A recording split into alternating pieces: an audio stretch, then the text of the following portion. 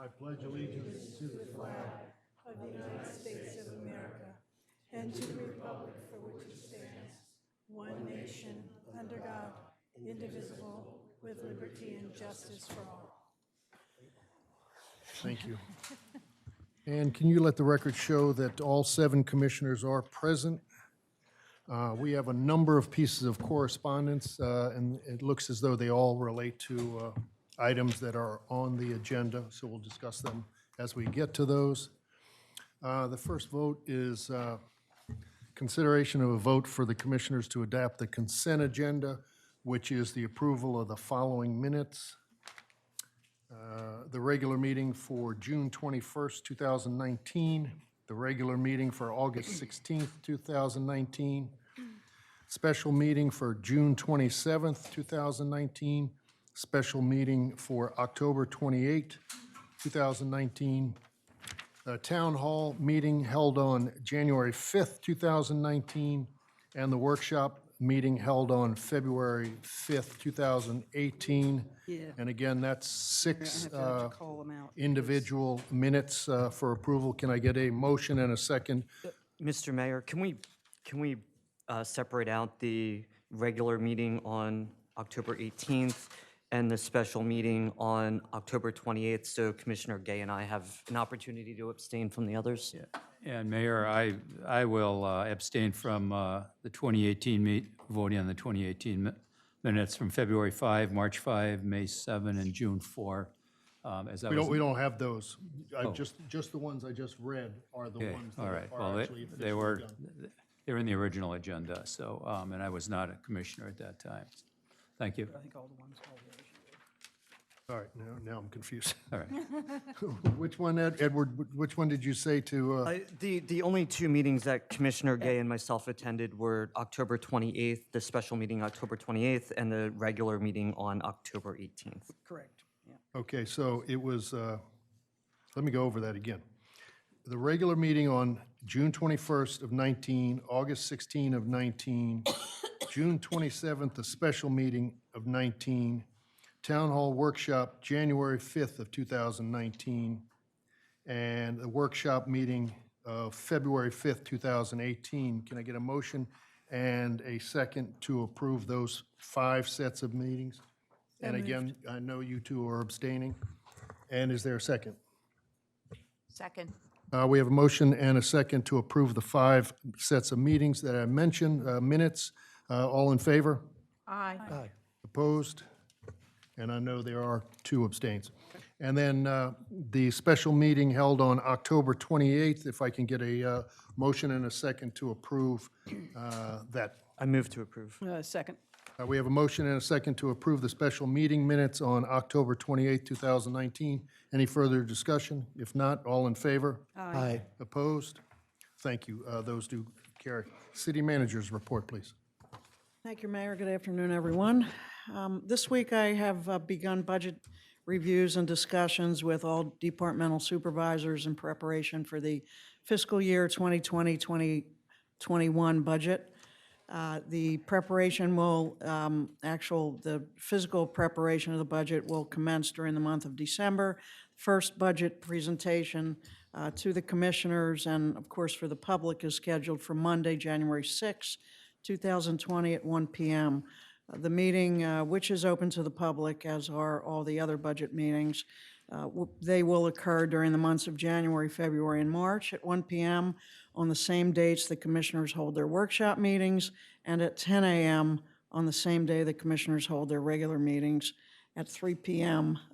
In preparation for budget adoption on March 20th, 2020. The Philadelphia Street Water Main Replacement Project is completely, the work on the water main that has been completely installed and charged. The individual service line connections will begin to be installed next. Delaware Avenue stormwater improvements, the contractor is mobilized to start lining next week, and they will be lining the section under the dune on Wednesday. There is scheduled to be construction activity on the boardwalk between Wilmington and Brooklyn on Wednesday. The beach nourishment project has been completed here in the city of Rehoboth Beach.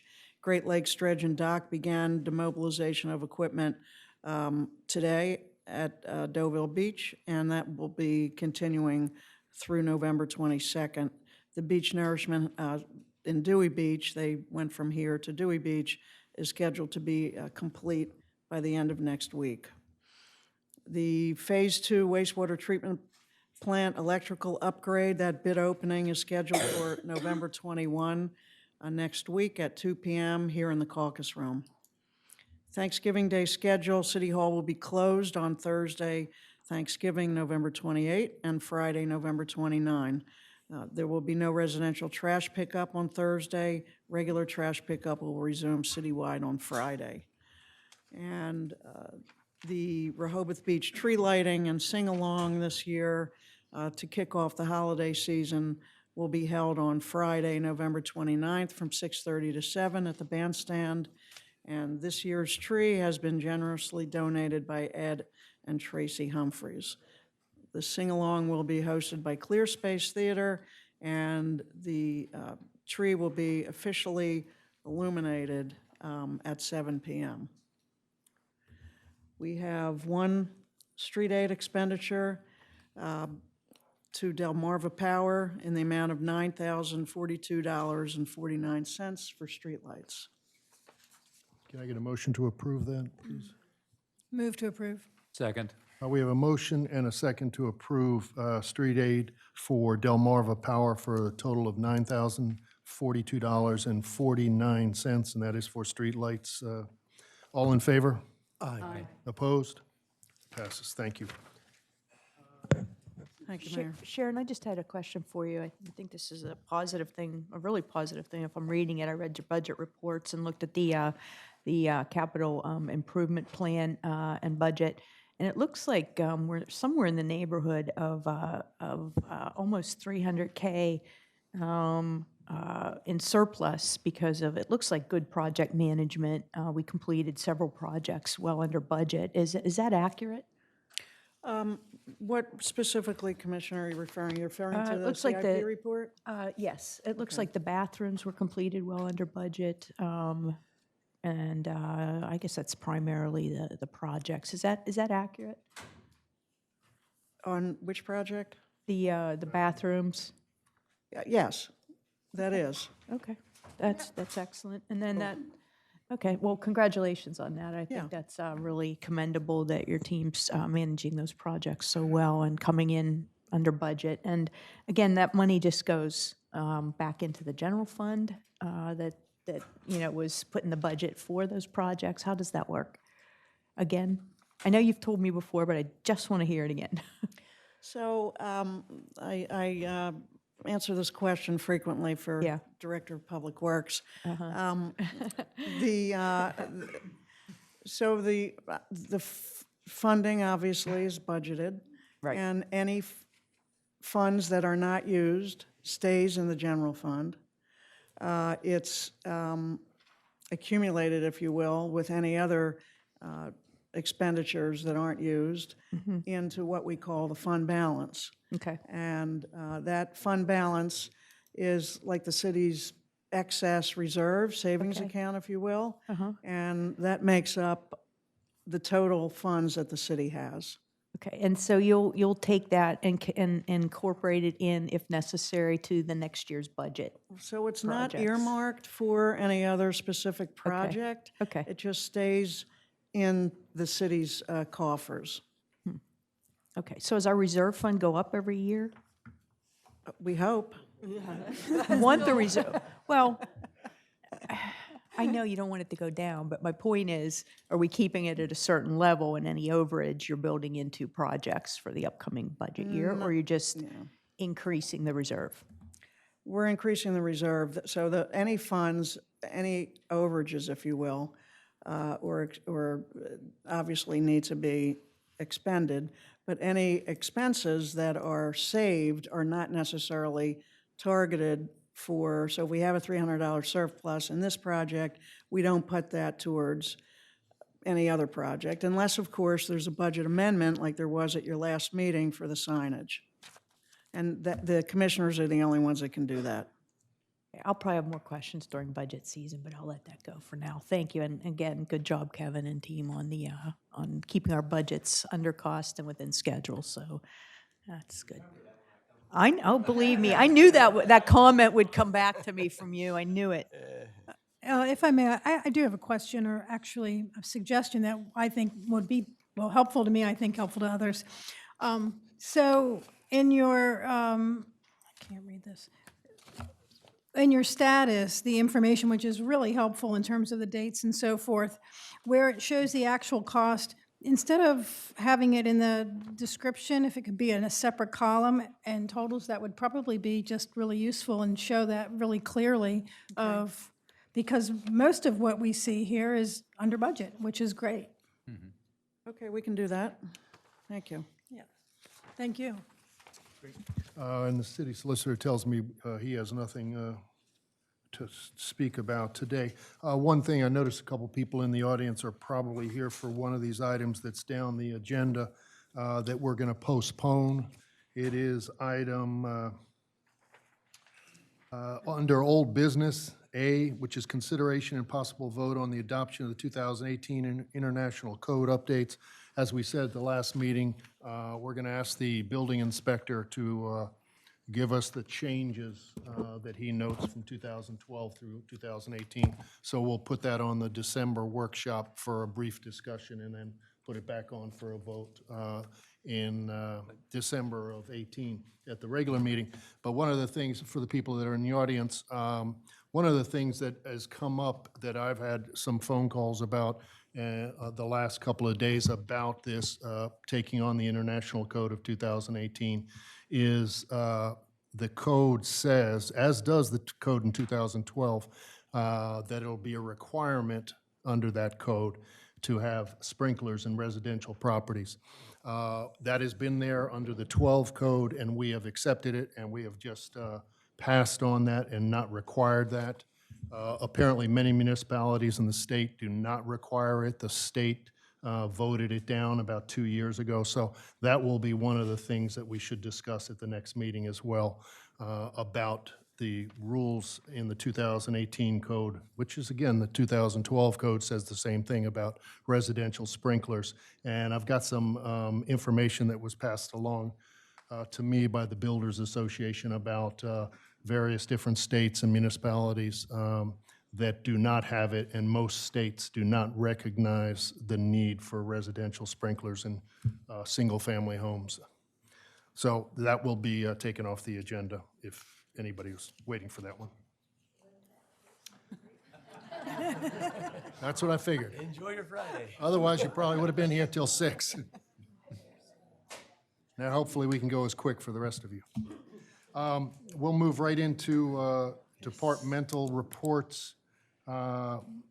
Did Bert want to give his report now? Is he, Bert Dukes? Yes, but maybe you can just defer to another one. I'll defer for Bert until he comes back, and then we'll move right into board commissioner reports. I saw Rick Perry. Did you want to give anything on the planning commission? Can I just take a quick minute? Yep, take your quick minute. We'll move to committee. Please do. Rick Perry, Chair of the City Planning Commission. Rick Perry, Chair of the City Planning Commission, 46 Pennsylvania Avenue. I just want to report that the Planning Commission had its first regular meeting with the continuing members and the new appointees last Friday.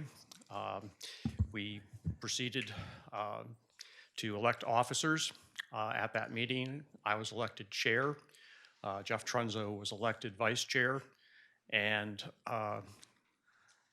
Lee Weber was elected secretary. Happy to say that there was a lot of interest this time around in seats for officer positions. We had more people on the Planning Commission stepping forward for those officer positions than I think ever in the past. So I'm really happy that we have that kind of interest and participation by the members. We have also reaffirmed our commitment to moving forward quickly and expeditiously on the completion of the CDP. We've set the reset button. All of the members are engaged and committed to doing it as soon as possible and before the deadline, and certainly even before the time runs out on the extension. So I just wanted to let you know that we're moving forward. Great, thank you, Rick, and congratulations on being elected chair. Appreciate that work. Bert Dukes, we'll slip back towards you. And you wanted to give a little bit of a financial report on the audit. Mayor and Commissioners, this was just a brief effort on the Finance Director's part to explain some of the reporting done by the independent auditors, Barbacane Thornton, to give you just a better idea of where we are in the audit processing.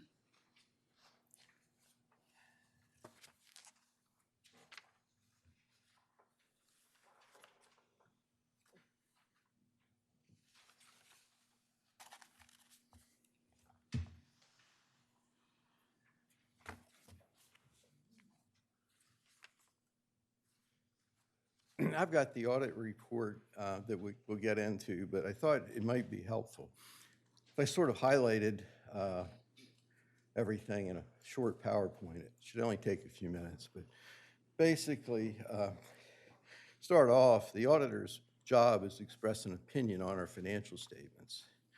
And if you're doing everything right, you get an unmodified or clean opinion. If the audit report will be on the internet or on the website shortly. And but pages 1 of 3 include the auditor's opinion. It's a clean opinion, basically saying that there were no material issues. We also have what's called a single audit report. And when you receive more than $750,000 from the federal government and most of our money is pass-through money coming through the state, but we did receive more than $750,000, so that requires what's called a single audit, and it's basically a compliance report, and they're really trying to.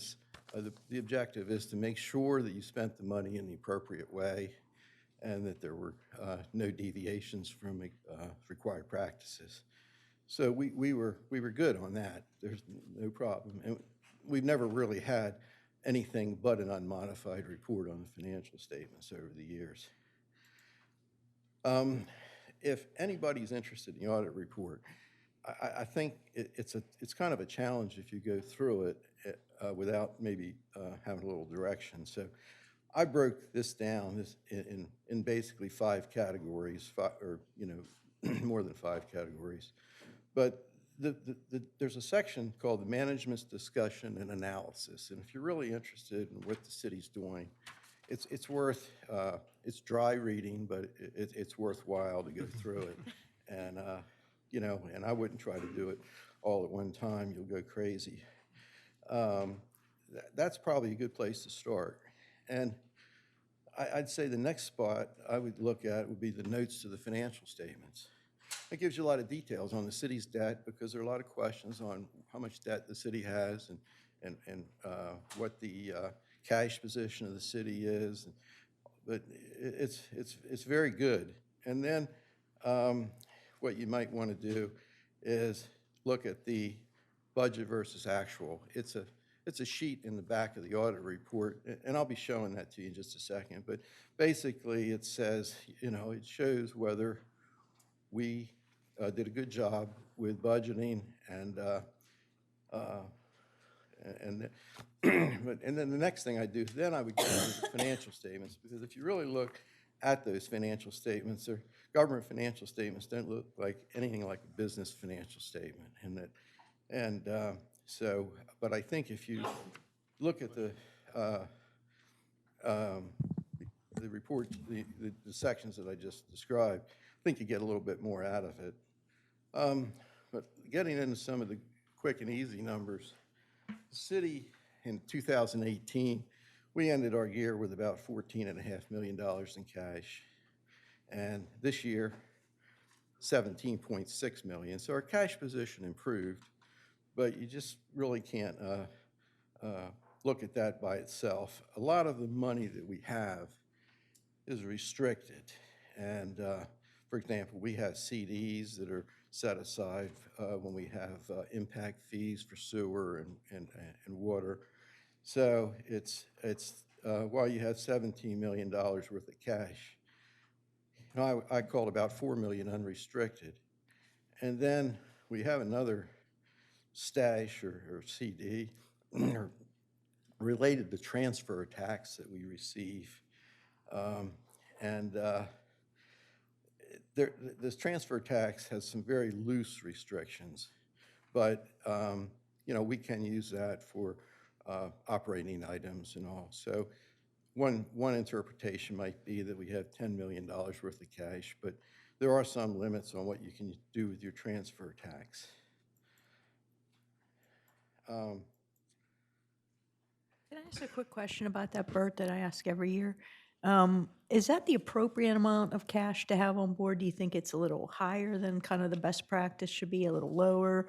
What's your assessment of that? I mean, Well, and where I'm going with this is just, is it the right amount because we have so much maintenance that's been deferred? We have so many issues with stormwater, with the wastewater plant. We have these fees we had to raise. I mean, is that the appropriate amount, or should some of that actually be reallocated towards critical projects or, you know, fee reduction? I just kind of want to get a sense for what you think and what your opinion is on the Well, amount of cash you'll- reserve, if you look particularly up since here- it's going up. You'll see a chart on our outstanding debt.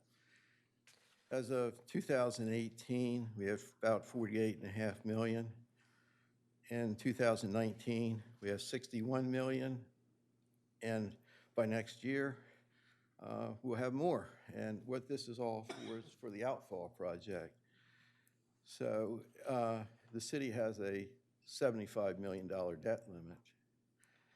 Well, which really means that you have no borrowing capacity. So if you have sudden required outlays, such as something related to the water and sewer that, you know, we have to go ahead and fix, you can't borrow that money. So the rate study group that worked on the water and sewer rates, I know they didn't make everybody happy, but one of their objectives was not to just raise money for the current year, but in the years 2023 to 2026, GHD has recommended about $10 million worth of outlays to upgrade the plant. Well, by that time, we will be reducing debt. We reduce over $1 million of debt a year. But when that time comes, either you're going to have to make the decision, you know, you're either going to raise your city's debt limit, and that requires a referendum, or you're going to have to raise that money through user fees. So the rate study group approached this with the idea that in 2023 to 2026, that money would be raised through fees. So the money that the rates that are in effect right now are really more than what's needed to accomplish our you know, short-term goals for the next year or two. But we do have this big elephant in the room that's going to hit us in 2023, and we want to be prepared for it. So that's sort of a roundabout answer, but I mean, really, if you have $17 million is not a lot of money when you've got $75 million worth of debt. No, that was a great answer. Thank you. I think Very helpful. I think my question is it worth paying down some of the debt with the excess cash we have on hand now? Well, that's a good question, but, you know, I don't know that you got to first look at it. Some of it's restricted. So if you could, first of all, do you want to pay down debt that's at 2% interest? Exactly. And I don't know what that's going to really accomplish for you if you do that. Did I answer your question? I assume our money is earning more than that. It's hard to invest it. It's not really. We're getting CD rates are about 1.5%. That's what we're getting, and that's pretty good. In that. Is that all they're invested in? That's all yeah, we do have an investment policy, and it's a very conservative investment policy that was established by the commissioners years ago. And so, no, we're not out buying derivatives or anything like that, I can assure you But that. even, I mean, municipal bonds would be a higher interest rate. Well, the thing is, you've got to take into, with this crazy yield curves that we have right now, anybody going out and buying any kind of debt instrument that's 5 or more years, I think all the more power to them, because you might find out that, you lose money, so. Yeah, don't know. I guess I'm looking at it as, some of these interest rates are up to 3%. Do we earn 1.5% on holding the cash, or do we pay off something that's at 3%? Well, I tell you, you have a good, your line of questioning is good, in that what we've really done, we've been buying CDs at 30-day and 60-day periods. And so we're getting a very short-term interest rate. My request is, WSFS is holding the money. And I said, if you guys are competitive with Treasury bill rates of the same maturity, I think that's acceptable. But I think what you're saying is, could we invest some of this money for 6 months or a year and possibly get a little more money? And I think that's something that can be discussed, but I don't know that you'd want to go out too much more than a year, but it would be your decision. I think it's worth at least visiting the investment policy. I again just at some learned that point. we only invested in CDs, which are getting a lower interest rate Well- than the interest rates are. But I'm just saying no, I it's- didn't mean to derail from No, it. no, no, It no, may be but I worth mean, looking at the just take a look at the news. I mean, a 5-year treasury is 1.6. Yeah. And that's probably what we'd have to invest in like that. I mean, going into municipal bonds, it does nothing for us. Going into derivatives, it puts us at a lot of risk. And, you have to remember that that $17 million that we have, there may be something 2 years from now that we need to pull out $3 or $4 million. And all of a sudden, if we're paying off our debt, which is a nice thing to do, then we don't have that ability. Then we have to go back to the market. And I don't think we could get close to 2% today if we had to go back to the market. So it makes a lot of sense that, to look at all of those things as time goes on. But like right now, with interest rates as low as they are, I think we're probably in the best position we could be in. If interest rates start to go up, then we can reach out and maybe get better interest rates. But I agree with Bert, going out much more than a year to 3 years doesn't make a lot of sense, because who knows where interest rates will be. And if we go out and get 2% in 3 or 4 years right now, and all of a sudden the 10-year treasury goes to 5%, where it's at less than 2% now, all of a sudden that 2% yield is kind of worthless relative, so. Yeah. Sorry, Bert, didn't mean. No, I appreciate the clarification, Mayor. The next thing I think is really important, this is a summary of the budgeted versus actual revenues for this past year. And this is only general fund. This doesn't include water and sewer. But it really shows that we either got very lucky or we were a little bit smart, and that most of the variances are very positive. And you'll notice that our tax revenue was $805,000 higher than what we budgeted. And that's primarily because of transfer tax. We budget that conservatively. You don't know what you're going to get. It all depends on property sales. So we were very favorable on that. Your licenses and permits, that was almost $300,000 more than we budgeted. And that's building permits that really drive that. And, this city runs very much on user fees. And so we have to be conservative the way we budget our expenses, because things can turn on a dime. And franchise fees, that's basically the money that we get from Comcast. It's a fee that's added onto your bill. Intergovernmental revenues are basically grants, and so we received more grant money than we expected. And charges for services were about $400,000 less. And fines and forfeitures, $2 $200,000 higher. That's primarily parking fees that drove that number. So, you know, basically, on a, let me get back here. On a revenue basis, I mean, we got we were very fortunate on the revenue side in that we were $1.3 million better on revenue than we budgeted. And the expense side was $1 million better than what we expected too. And part of this was your capital outlays and the general government. I mean, that was less than budgeted by almost 600,000. So that's pretty good performance, I'd say, for a year. We often don't have that good a picture. I want to take just a minute, if I can, to show the actual audit report. And I know you're tired of listening to me talk about this stuff, so I'll try to finish up. But this is the audit report. It will be on the website. And, but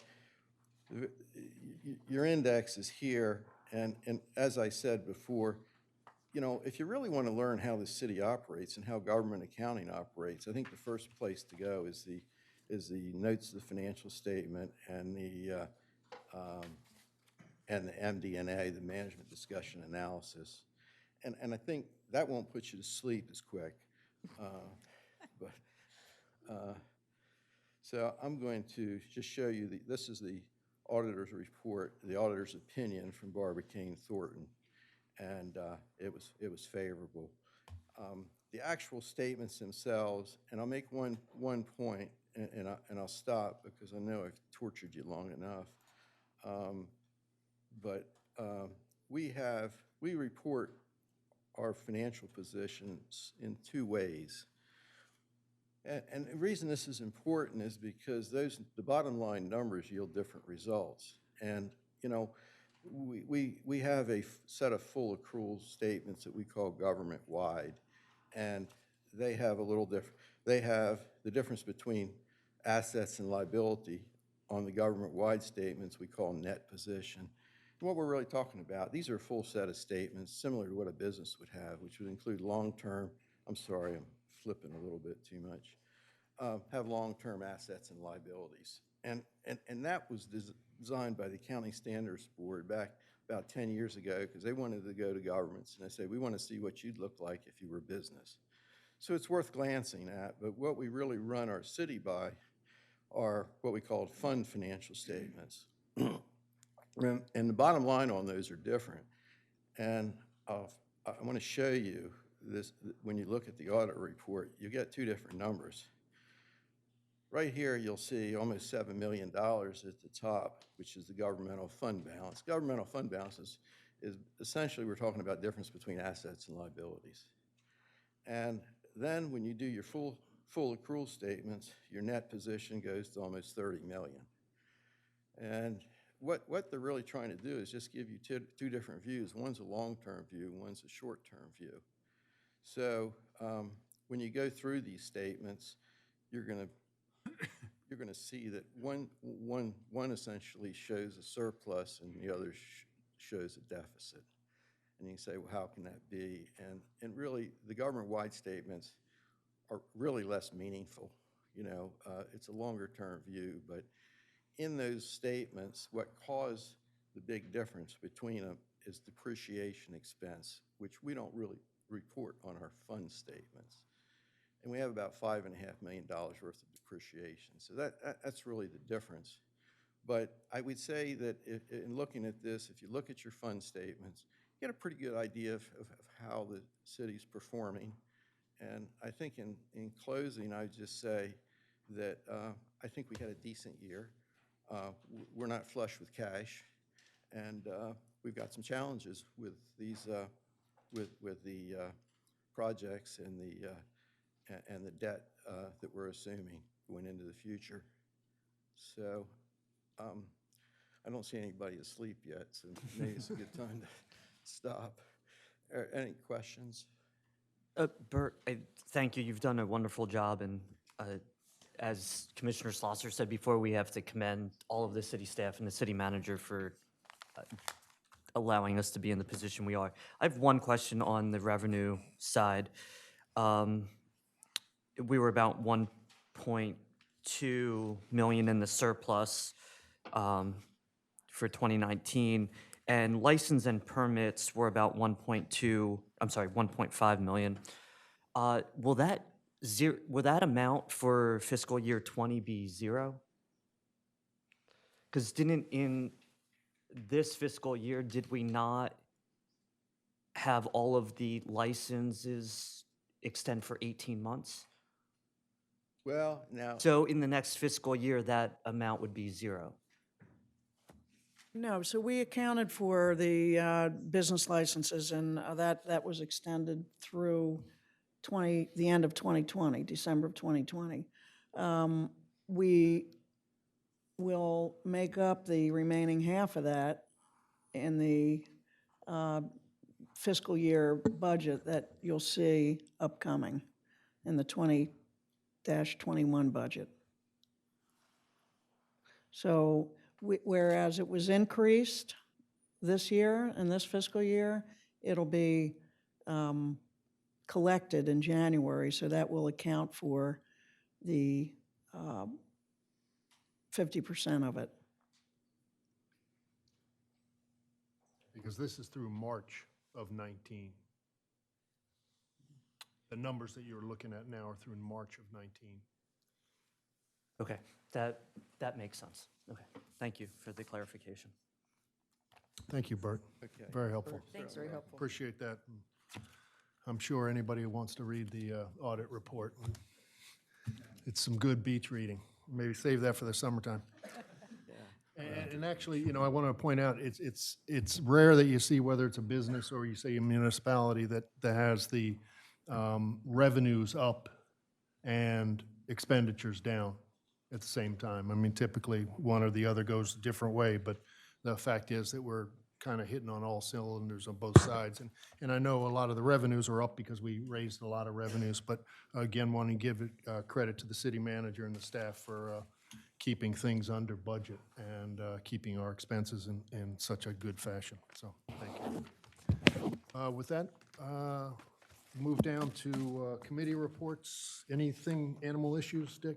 Yeah, very, very briefly, the Animal Issues Committee finished the review of Chapter 88, which is the Animal Code, and has turned over that information to the city solicitor.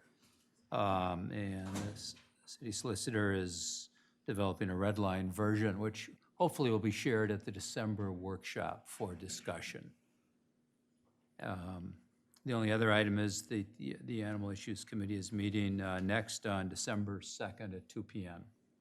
Okay, great. And that should be ready. I should mention that they did a comprehensive job, so the work that was done there was clearly a serious effort was put into it, so we'll hopefully have that for next. Okay, for the 9th. Thank you. Thank you very much. Yeah, as soon as you have a look at it, that'd be great for it to get out to us.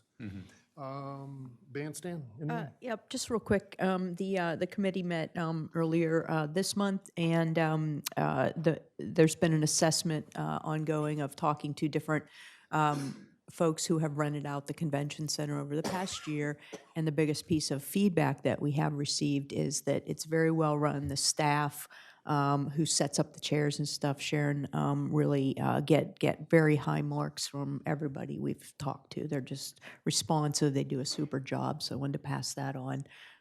But nobody likes the chairs. The chairs are very uncomfortable, and it is something that across the board is a recommendation that we upgrade the chairs there so that we can then start to promote use of the center more in the off-season, the shoulder seasons, as well as during the week. We're also working on some new rates, hourly rates, so that it's mostly vacant during the week, so we'd like to get it used. So, so you'll see a recommendation from our committee, consensus recommendation, that we do invest in some new seating there for the upcoming year so that we can continue to increase the revenue from convention center rentals. So that's where we are. We have another meeting on the 21st. Thank you. Great, thank you. Boardwalk, anything? Mr. Mills? Thank you, Mayor. Stan Mills, Chair of Boardwalk and Beach Committee. I see a lot of new faces here. Welcome. Our next Boardwalk Committee happens to be in this room Monday at 9 o'clock. I hope you all can make it. If you recall, Mayor and Commissioners, the last time I was up here for the September meeting, we gave a report on bicycle routing in the north area, and no action or reaction we got at that time. Our second report was on the recommendation to implement a public space recycling program on the beach or in the boardwalk after conducting a trial period. And so those two reports kind of brings you up to date. We haven't had a meeting since. Our next one again is Monday. Now, to go back to the recycling program, if you recall, we suggested a trial. You could do nothing, you could do a trial, or you could implement it. And based on the slideshow, I think Commissioner Clusie and others agreed and tasked the city manager with going forward with, rather than a trial, but going ahead and implementing a full public space recycling program. I'm pleased to say that on November 6th, we conducted a meeting with Sharon Lynn and Kevin Williams. I can't remember if Evans was there. Evans was there. Commissioner Dick Byrne was there. Also, Charlie Garlow, raise your hand. Chair of the Environmental Committee was there, and we had a good meeting to talk about how to move forward. We were very pleased when we first started the meeting because the city manager indicated that she, Kevin, and Evan had already met prior to our meeting and had already started on the logistics for the program. So they got a jump start on us. The good thing is, again, that they're moving forward with it. They're determining the logistics and budgeting to be presented in front of this council sometime soon. And we decided to target the boardwalk only. Out of that meeting, we couldn't really determine what the direction was.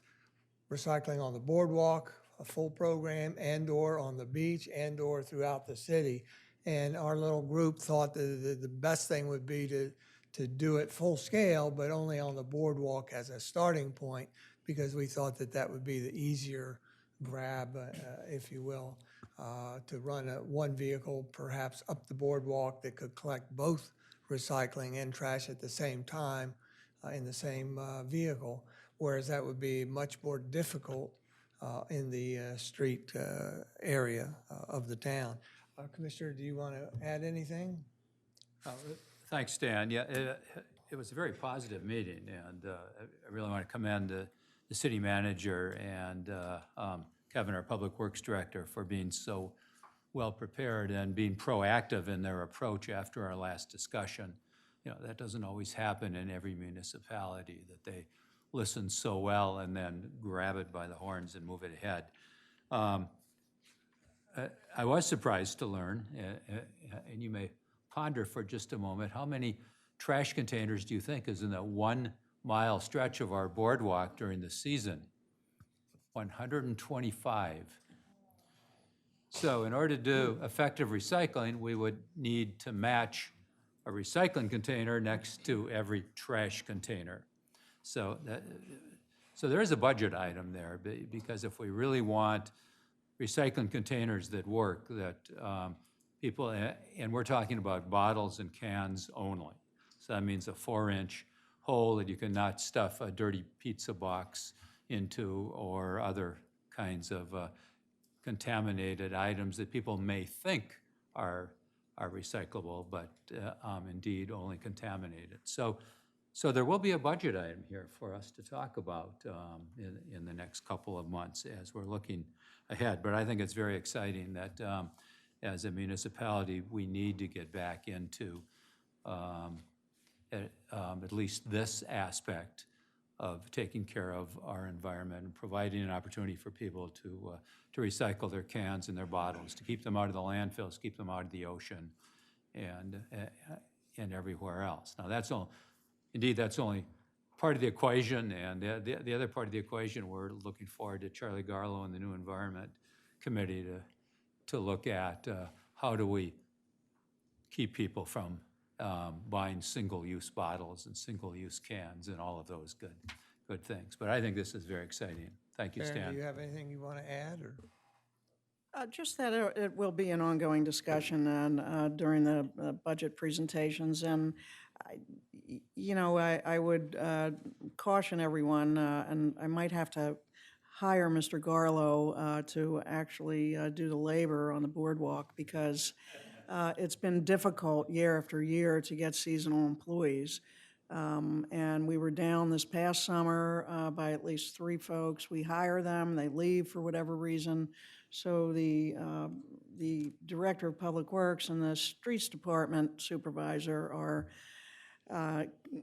cautiously pessimistic, I'll say, about even trying to, they can't get their regular seasonal staff, so they're concerned that it's going to be difficult if we do implement this program to, get the staff to work. So we're coming up with ideas, and we'll continue the discussion throughout the budget process. So Sharon, this isn't moving forward right now. It's just moving forward in terms of you'll come to us as part of the budget Yes. and make recommendations on what we should or shouldn't fund and what the other costs would be if we did fund the actual containers in terms of the staff Yes. and all that. So nothing's moving forward yet until we go through that process, correct? Okay, thank you. And part of our guidance is a 2003 study analysis of recycling on the boardwalk and beach was a program in 2002, 2003. There was a report done that analyzed it and gave us a bunch of lessons learned that we can follow. And so we're looking forward to having a productive summer implementing it. Any questions? Thank you. Thank you. Stan. Law Oversight Committee, Hoyt Decker, please. And I know you had sent us a little report. Thank you for that.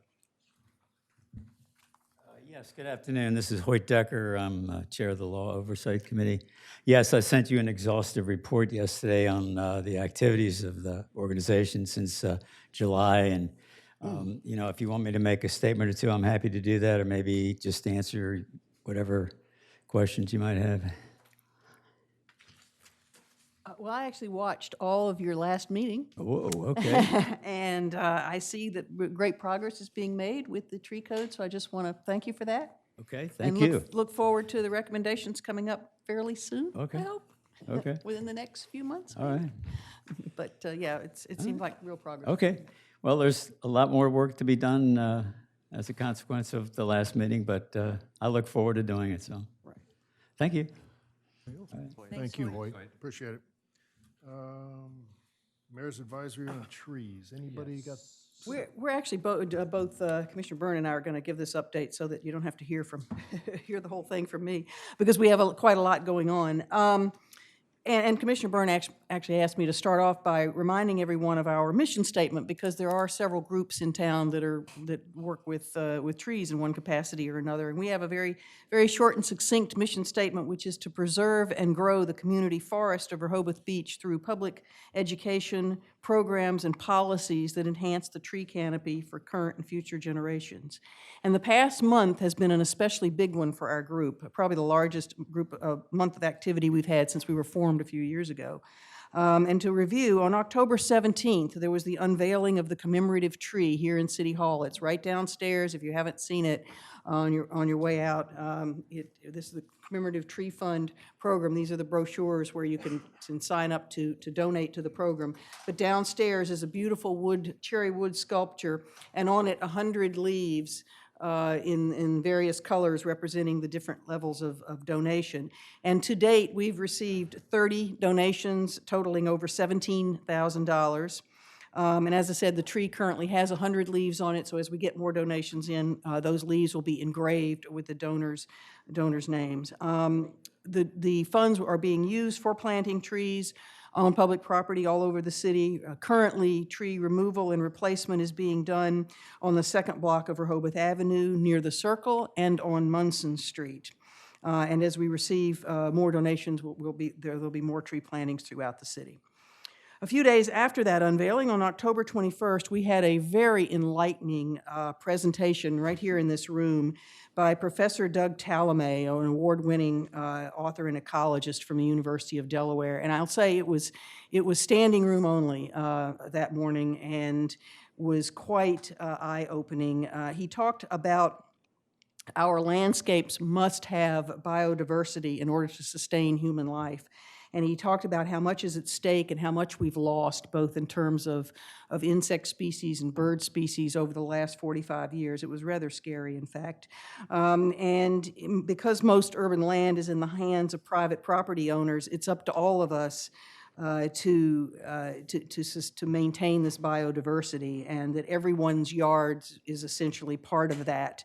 We need to put in more native plants and trees. And that presentation is available on the city website, but our committee is going to be working on that more as we go forward, because what we realize is that given our small lots, trees are only part of the solution, but the combination of trees and native plants are really what it's all about. And as I say, that was extremely enlightening and will be very educational for us going forward in defining the programs that we have. And then on October 23rd, our group sponsored a workshop on tree pruning, where the city arborist kindly instructed us in proper tree pruning. They started right out here near City Hall and worked on several locations also near Central Park, while pruning city trees, while at the same time instructing those who came in how to prune trees in their yard. So I'll turn it over to Commissioner Byrne for more. And just to share a couple more very brief highlights, this committee has been extremely busy. So not, in addition to what Susan has just reported, Terry Eskew, a member of our committee, gave a fairly extensive interview on the local FM radio station 99.1 on November 6th. And you can go back and find a podcast of that. But she gave a lot of information out to the public on the programs that Susan just highlighted. She certainly encouraged people to come to our meetings and share their thoughts, their ideas, resources that they can bring to impact the good work that this group is doing. She highlighted the commemorative tree fund, and let me just add to what Susan said, that these brochures are in several places in City Hall. You can pick them up, take it home, figure out what makes sense for you, and we'd love to see your name on the wall downstairs as a part of this program. And this is the way to get trees on public lands throughout our city. And then Terry also talked about the importance of planting trees in your own yard and the kinds of trees that really make a difference in terms of supporting the biodiversity of our community. Our future plans are to, we're already working with the Rehoboth Elementary School to plan Arbor Day activities and celebration with the teachers, the youngsters, and the public at large. Next April, we'll be doing some tree plantings in Central Park, working with the young people.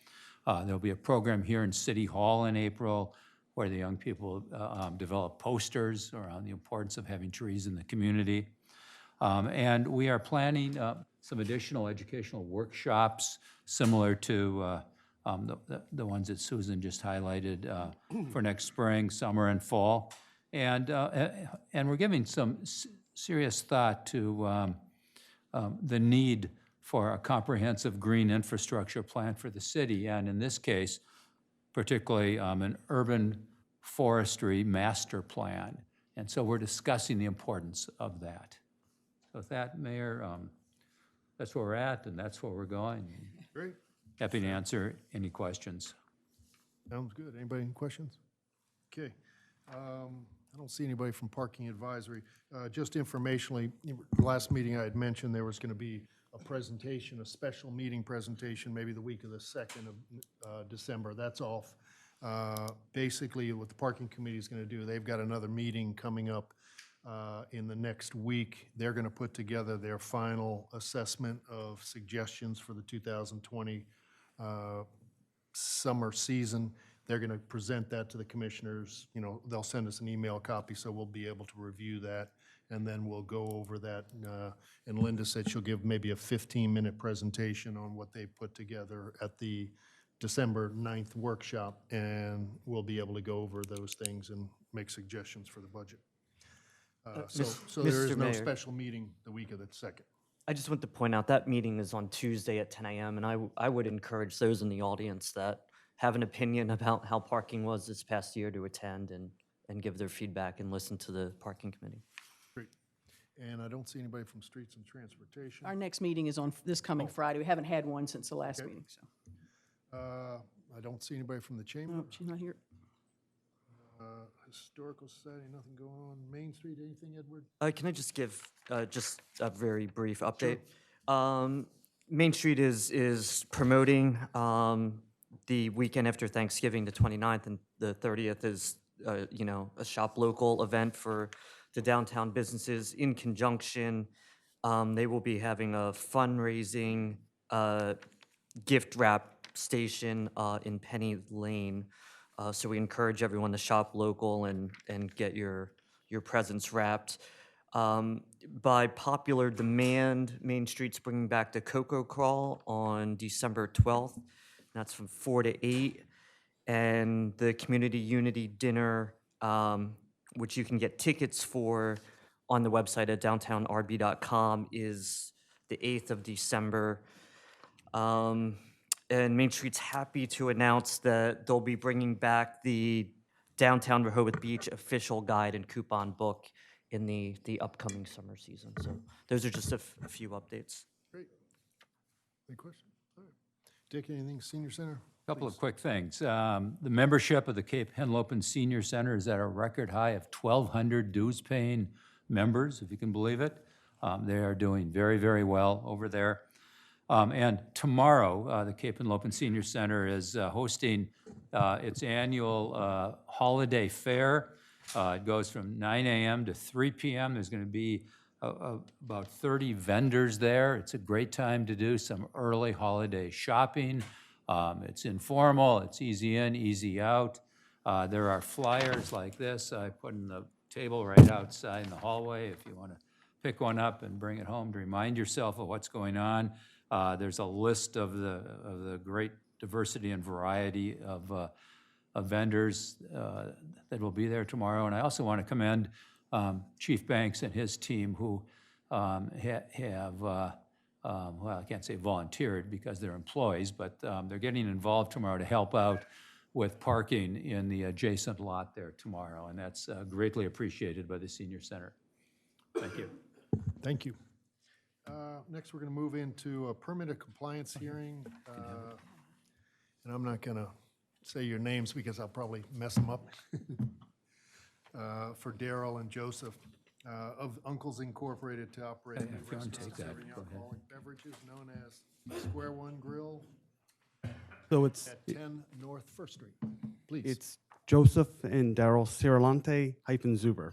So Cirilante. Okay, that's it. Thank you for that. Got it. Can I make some prefatory remarks, Mayor, before we get going? So this is a permanent compliance hearing. Mayor and Commissioners, you know these are the hearings that you conduct when a new restaurant is proposing the service of alcohol. This restaurant is a new restaurant. This application does not include a brewery pub or a dining patio. It's a straight restaurant application. Under the code, there are several things you're supposed to consider when you're making your determination on this application. This comes from Section 215.5B of the code. The factors you're to consider are whether the applicant has demonstrated that the establishment's primary purpose will be that of a restaurant or dinner theater as described in this chapter, whether the establishment meets all of the city's applicable zoning and licensing provisions, whether the establishment would be a detriment to the peace and order and quiet of the neighborhood and the city, whether the establishment will have an adverse impact on the neighboring properties or on the city of Rehoboth Beach, considering the impact on traffic, parking, and noise, and whether the applicant has made any false representation or statements to the city's employees or the commissioners in order to induce or prevent action by the city, not only in regard to the pertinent pending application under this chapter, but also in regard to the issuance of a building permit or business license for the subject establishment. Those are the considerations you have to take into account. There are others that you can as well, of course. There's a few things you have in your packet I'd like to put on the record. First is a notice of public hearing. The notice was, this is the notice for Square One Grill. It was published in the Cape Gazette on Tuesday, October 29, 2019, in the Coast Press on Wednesday, October 30, 2019, and the Delaware State News on Thursday, October 31st, 2019. It was also provided to residents within 200 feet. Next, I have a report by Matthew Janis, the building inspector, which will be given momentarily, dated October 21st, 2019. Next, I have an application of permit of compliance pursuant to Chapter 215 of the Municipal Code of the City of Rehoboth Beach, Delaware. It was received by Building and Licensing on October 11, 2019, and it's signed by both Daryl and Joseph Cialante Zuber. Cialante Zuber, close. Both signed it. Next, there is a submittal checklist also executed. There is an indication that the application fee has been paid. Next, I have a checklist for compliance with zoning code section 279 use restrictions, and that's been executed. There is a sample menu in the packet. It is marked received by Building and Licensing on October 11, 2019. There is a floor plan, 9x11, done by Oak Construction, dated October 1st, 2019, sheet A1. And finally, there's a large sheet A1 received by Building and Licensing on October 11, 2019, for Square One to be located at 10 North First Street. It's prepared by Michael Cohalen, who is an architect. And that's all I have. Thank you, Mayor. Typically, we go to the building inspector for his report before we turn to the applicant. Good afternoon. Matthew Janis, building inspector for our lovely city. This is an application for a new restaurant in a property previously operating as a restaurant. The space was occupied and operated by Lily Thai. The following is a complete report for the application referenced above to be heard. Pursuant to section 215-3, the applicant is Uncle's. The address for them, Uncle's Inc., is P.O. Box 1360. It is Rehoboth Beach, Delaware, 19971. The name of the restaurant shall be Square One Grill. The style is dinner only, with a full liquor service. The restaurant will be open Monday through Sunday, 4 p.m. to 12 a.m. The restaurant is currently located at 10 North, or will be located at 10 North First Street here in Rehoboth. Pursuant to the plans submitted, the following is true. The property is located at 10 North First Street.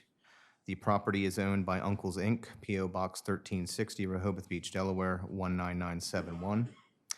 The area is a single-story building with proposed permanent seated dining in a C1 Central Commercial Zoning District.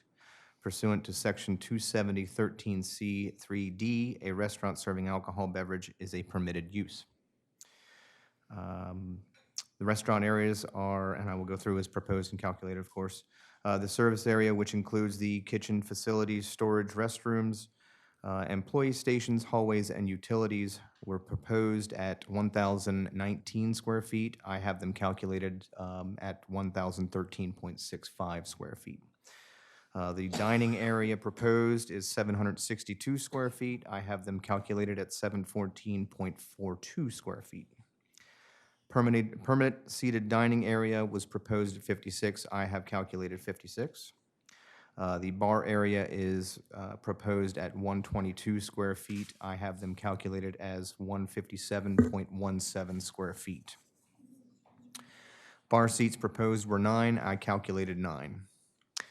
The restaurant gross floor area was proposed at 1,686 square feet. I have them calculated at 1,728.07 square feet.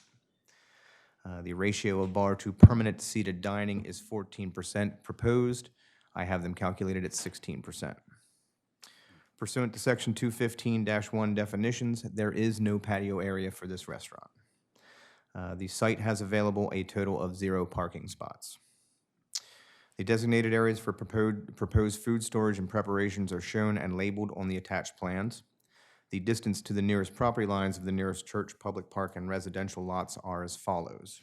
All Saints Episcopal Church, approximately 0.19 miles by way of North First Street, right onto Olive Street. Lake Garrar Park, 0.26 miles by way of North First Street. And the nearest residential lot zoned R2 is 345.98 feet north on First Street, plus or minus, of course. The applicant has stated that the approximate percentage of revenue between the sale of alcohol and food is 30% to 90%. Authorization for the city to investigate is attached. Written and dated declaration by the applicant is attached, and the fee of $1,000 has been paid. One clarification on the alcohol and food. I think it's 30% alcohol, 70% food, right? And I Sure, think excuse me, yeah, misspoke on that, yeah. Good. So we typically now go to the applicant, unless you have any questions for the building inspector first, commissioners. Mr. Janis, what's the reason for the variance or the difference between the proposed and the calculated bar area? It could be as simple as the scale plan scale, excuse me, and it could be just a normal scale differentiation between reading the scale, what's on paper, and what was actually drawn.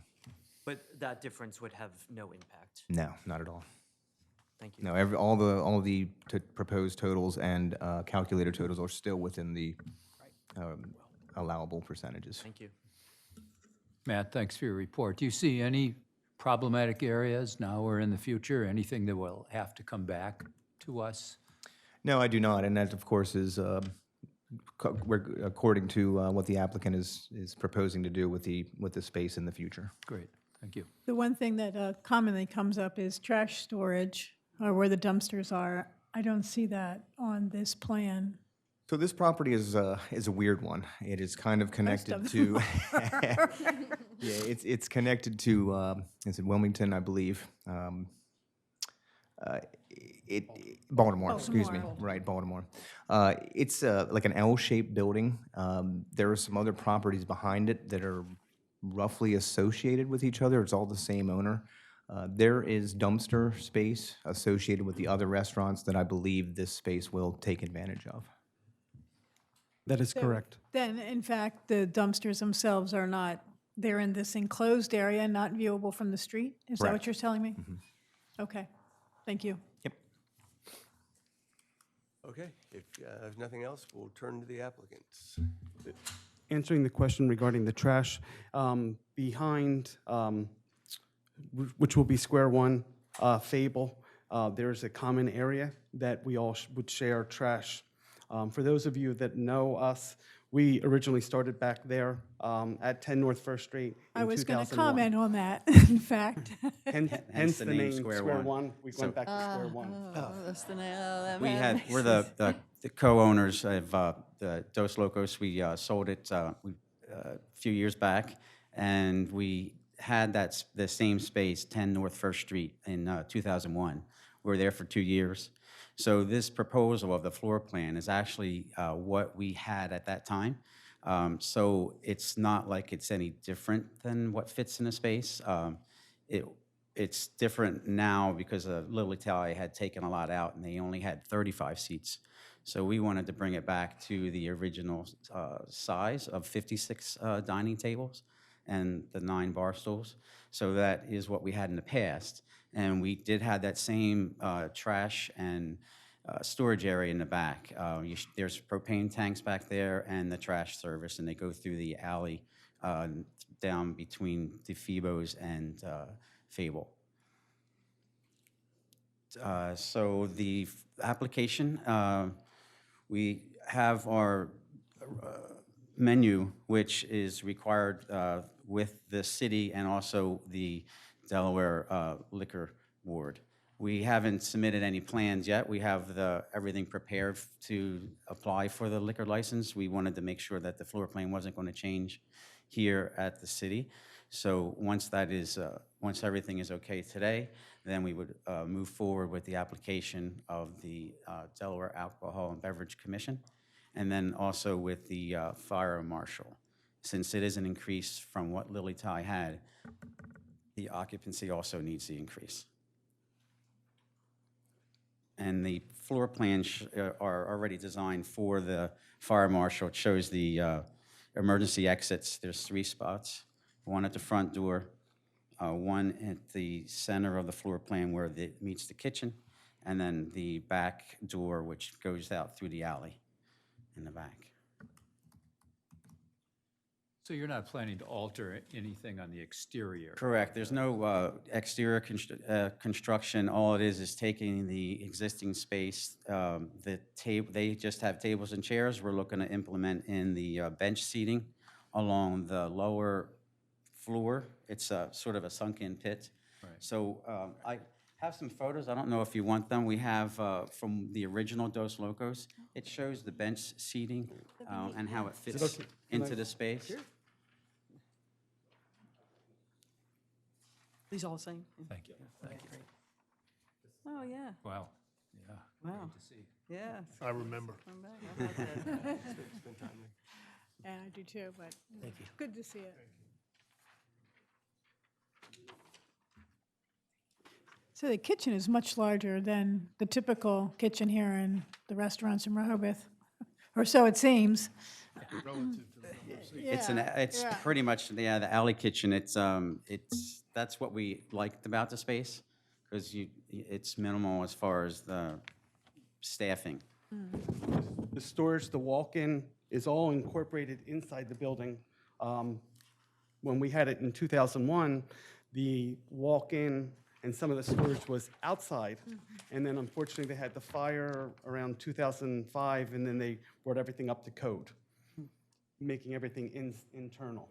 It's all now brick construction. You mentioned the occupancy would be more than Lily Ty had, but I'm assuming it's all going to be fine with the fire marshal Correct. regulations? Okay. Again, it goes back to the same amount, same drawing and before. occupancy as we had in the past. Yeah, okay. So in one sense, it's not new Right. To the building. Yeah. It's new, and we're here applying because it's different from what Lily Ty had. Right, okay. I think it's very exciting is. for several reasons. One, that none of us like an empty storefront in our business area, and so the fact that you're willing to make the investment and go in there, I think, is very, very good for our municipality. And secondly, you two gentlemen are proven restaurateurs in our community, and so it's great to have a known quantity and quality taking over the business. And it's funny when you say, when we sold Dos Locos 2 years ago, and we were kind of done, and then it's like all of a sudden there's an empty void, and people say about the sand in your toes. Well, it's the same thing. Those in the restaurant business, it's either in you or not, and it's definitely in us. So this was why I kind of wanted to come back. Can I ask on the submittal checklist, it's a checklist where you check the boxes for everything you're applying for and all the stuff that's supposed to be submitted. There's the boxes for dining, patio, dinner theater, brewery, pub, administrative permanent compliance, and administrative permanent compliance for patios are all checked. I just want to be clear on the record that this is just the restaurant application is all you're considering today, not for a dining patio, a dinner theater, a brewery pub, or an administrative permanent compliance, just for the record. Correct? This is correct. Thanks.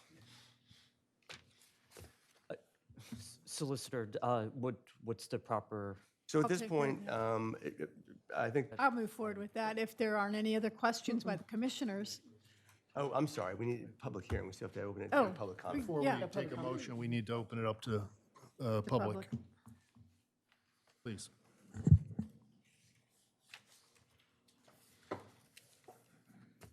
Thank you. Stan Mills, 34 Maryland Avenue. I live about 6 properties away, just a hop, skip, and a jump, so I'll be coming and seeing you shortly.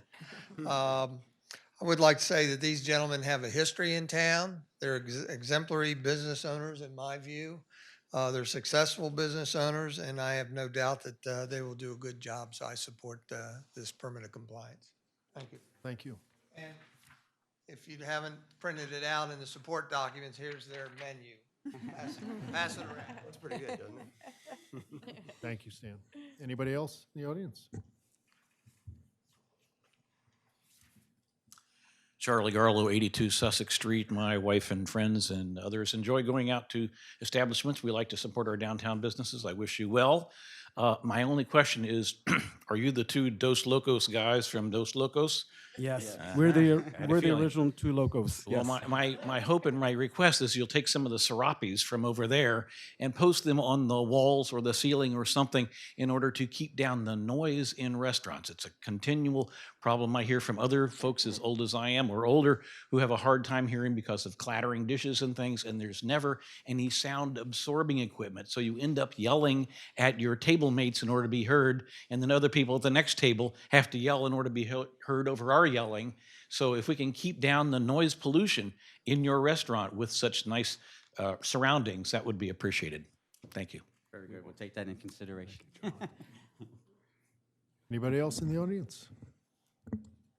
If not, the public hearing is closed. It's up to you.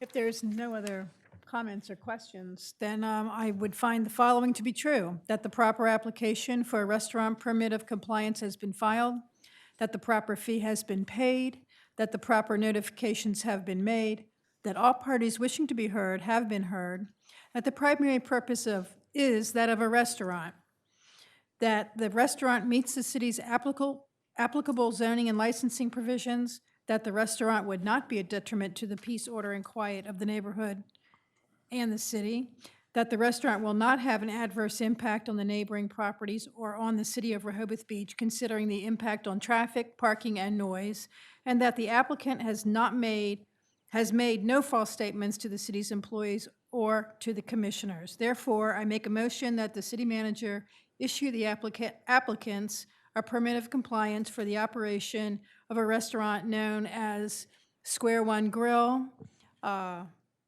applicants Uncles Incorporated. Second. We have a motion and a second to approve a permit of compliance for Square One Grill located at 10 North First Street, done by the Uncles Incorporated. Any further questions, comments? If not, Commissioner Szymanowski. Aye. Commissioner Sheffer. Aye. Commissioner Cluzzi. Aye. Commissioner Schlosser. Aye. Commissioner Byrne. Aye. Commissioner Gay. Aye. And the chair votes aye. Thank you very much, Carrie. Thank you very much. gentlemen. Very much. Really We look appreciate forward it. to seeing you in your restaurant.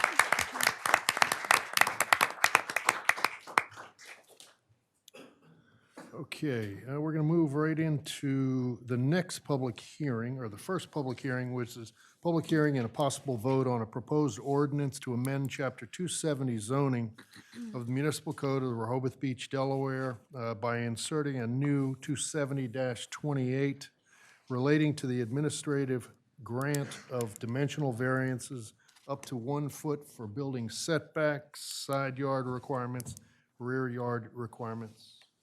Mr. Mendel. Thank you, Mr. Mayor. So this has Just been- real quick, Mayor, I just wanted to mention that there were 6 pieces of correspondence on this particular agenda item. They're listed in your agenda, and they're included in your packet and online. Thank you.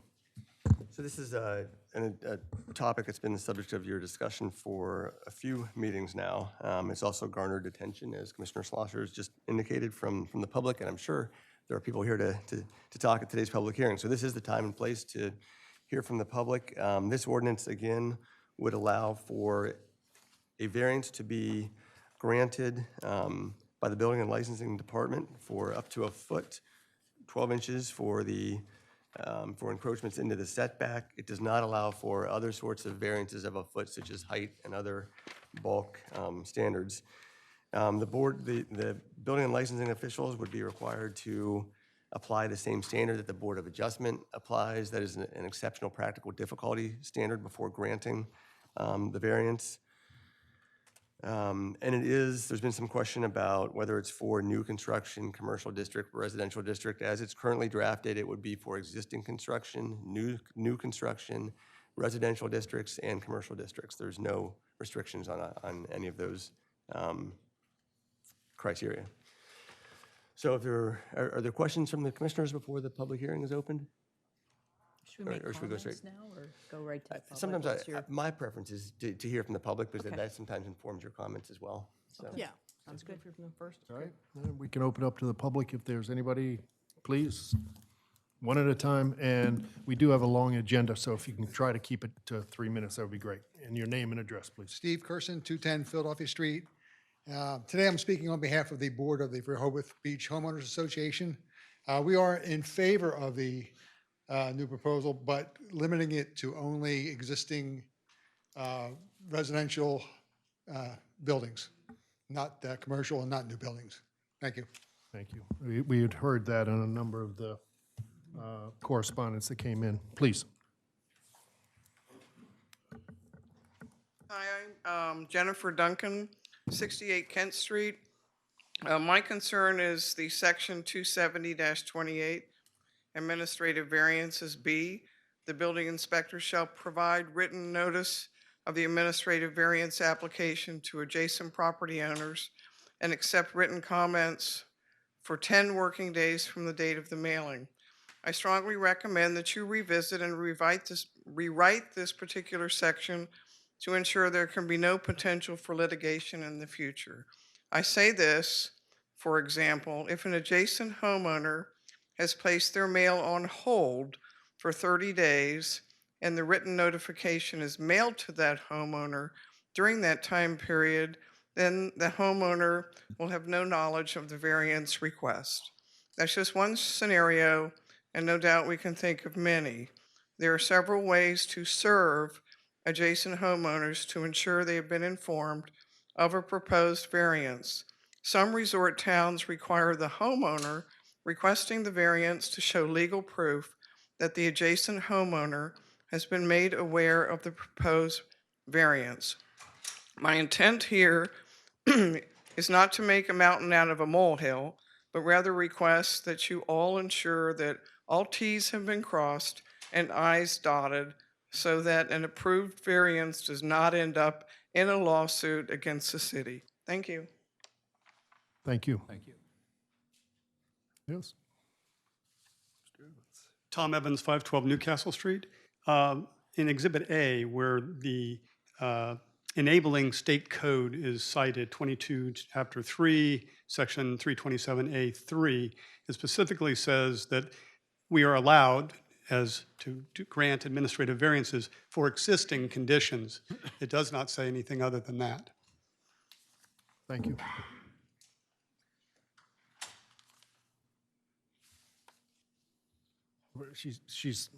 She was walking down. You can come right next. Marie Hitkevich, 221 Munson Street. Thanks for allowing me to speak today.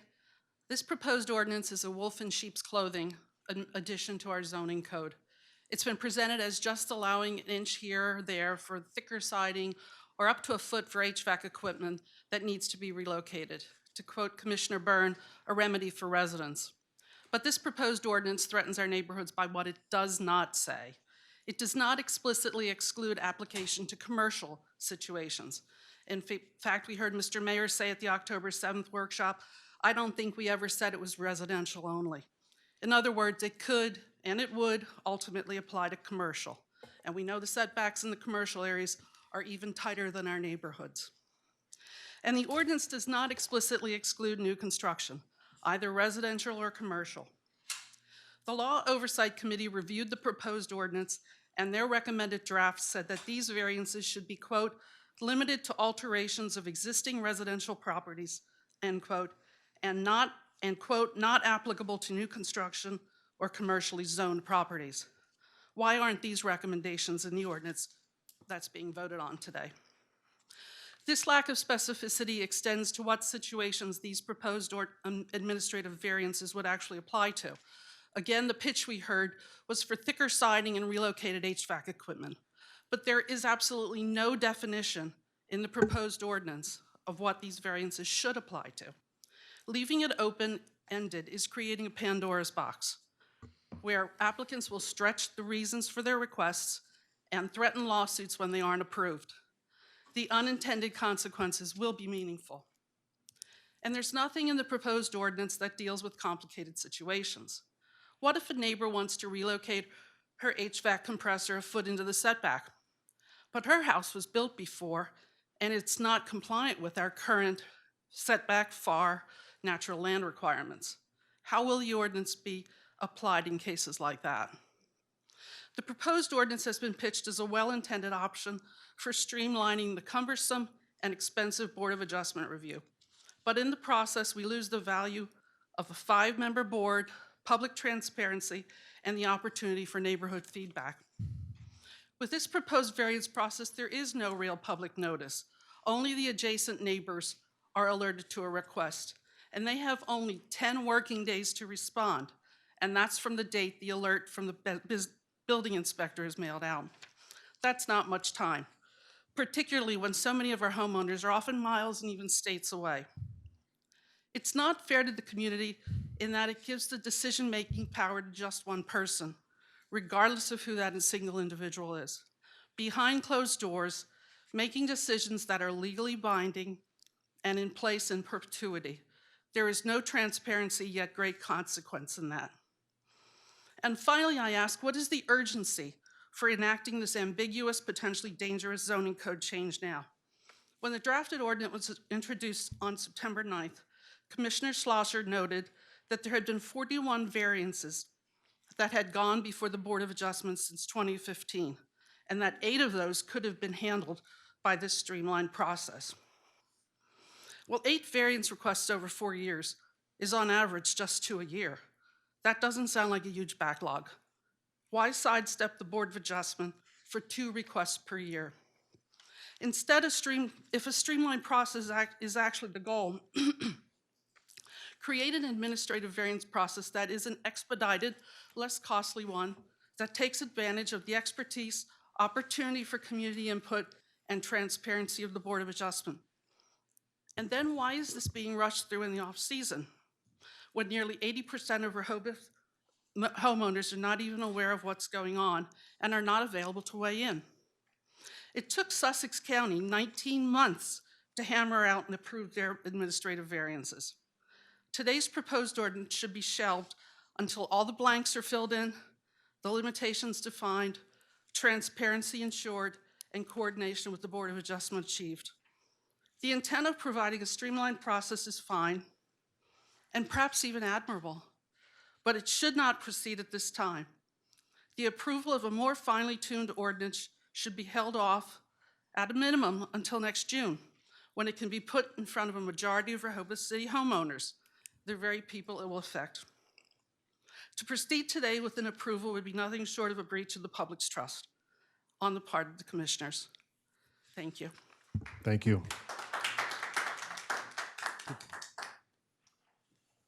Yes, Frank Cooper, 96 East Lake Drive. I'm glad I went behind that woman because she really kind of covered it all. And I think her points were valid, particularly in the notification. 10 days is really not sufficient notification for anybody to actually react to something, to digest and to react.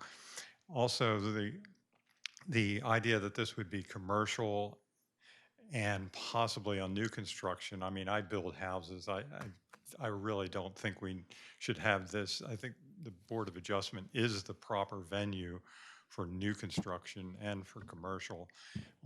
As far as putting new siding and trying to preserve old cottages and making that a more expedited process, that's laudable, and that's exactly what the city should be doing. But there is an alternative that the previous speaker mentioned, and that was to make an expedited Board of Adjustment process, which was less onerous, less time-consuming, less expensive, just so that there was review and wouldn't be any potential, conflicts of interest or backbiting on the part of the building and licensing about a decision that was made that was controversial. Anyway, I would at least consider making it on variances on existing structures of that and things of that nature, as opposed to new construction. And opening a can of worms in commercial is dubious at best, because I don't think there's really been any track record of commercial needing this sort of relief. Thank you very much. Thank you.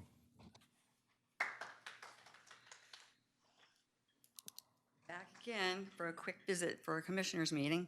Mimi Parvis, 51 Henlopen. I wanted to call your attention to, let's see, what were my lines here? Shoot. On this last draft notice, pages 58 to 62, that says, notwithstanding the variance should not exceed 1 foot of the building setback, side yard, or rear yard requirements. And then at the bottom, it says in the synopsis, this ordinance shall allow to approve with dimensional variances that do not exceed 1 foot from the building setback, side yard, and rear yard requirements, which is a huge difference. It's very contradictory, and obviously it's not saying the same thing. I also had a comment about the 10-day period again. I live in Towson. That's my home, where I live. I come down here periodically, at least every 3 weeks. I also have a 91-year-old grandmother who lives in California, a son who lives in San Francisco, a brother who lives in LA, and I have other relatives in various other places. And I would not be able to receive this, obviously, if I got a notice about this. So I was thinking about obviously extending the time that somebody has to respond, but you could also, the city could send out a certified signature required letter to the homeowner so they could have enough time to come back down and see their property, see how it would affect their yard, et cetera. 10 days is just not doable. And I think maybe we could just wait on all of this and get it really firmed up. Thank you. Thank you.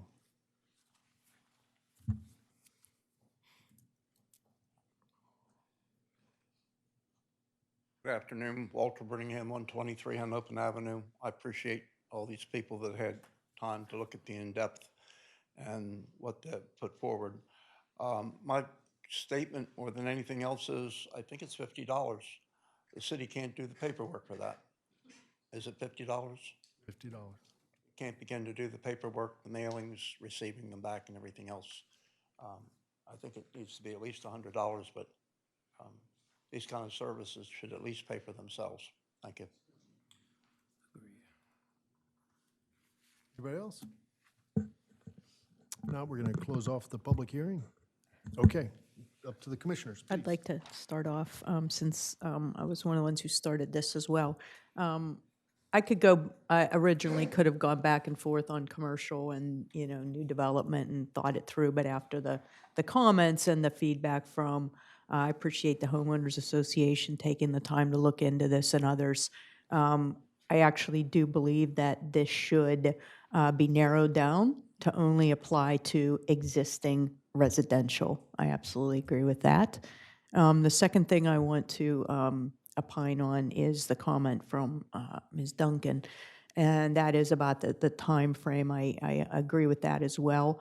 I think the right solution perhaps, and I'll just throw something out there, is the comment about certified mail or something along those lines. Perhaps there's some language that, the homeowner has, I don't know, so many days after we get verification that they signed off on the certified mail. Something maybe along those lines would make sure. And then maybe there's something also around, going out with a communication around this around this ordinance that says, hey, if you would want to be notified by email, please provide us your email address, and then require that we send out to all known addresses that we have for the adjacent neighbors. So both their property here in Rehoboth, the property, their primary property, if they're not a full-time resident, as well as email if available. So that's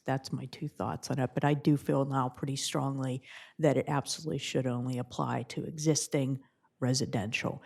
And then one other comment on the accountability and transparency. I also believe that any variances granted under this should be reported in the monthly building inspector report so that we can see what is being approved and be able to assess the effectiveness and of this ordinance going forward. That's my comments. Yeah, no, I agree that the transparency is important, and being able to post these on a monthly basis by the building and licensing would be very important. So people know what's being approved, and we don't want to hear that the guy next door got to do this, but I can't. That's one thing we want to avoid completely.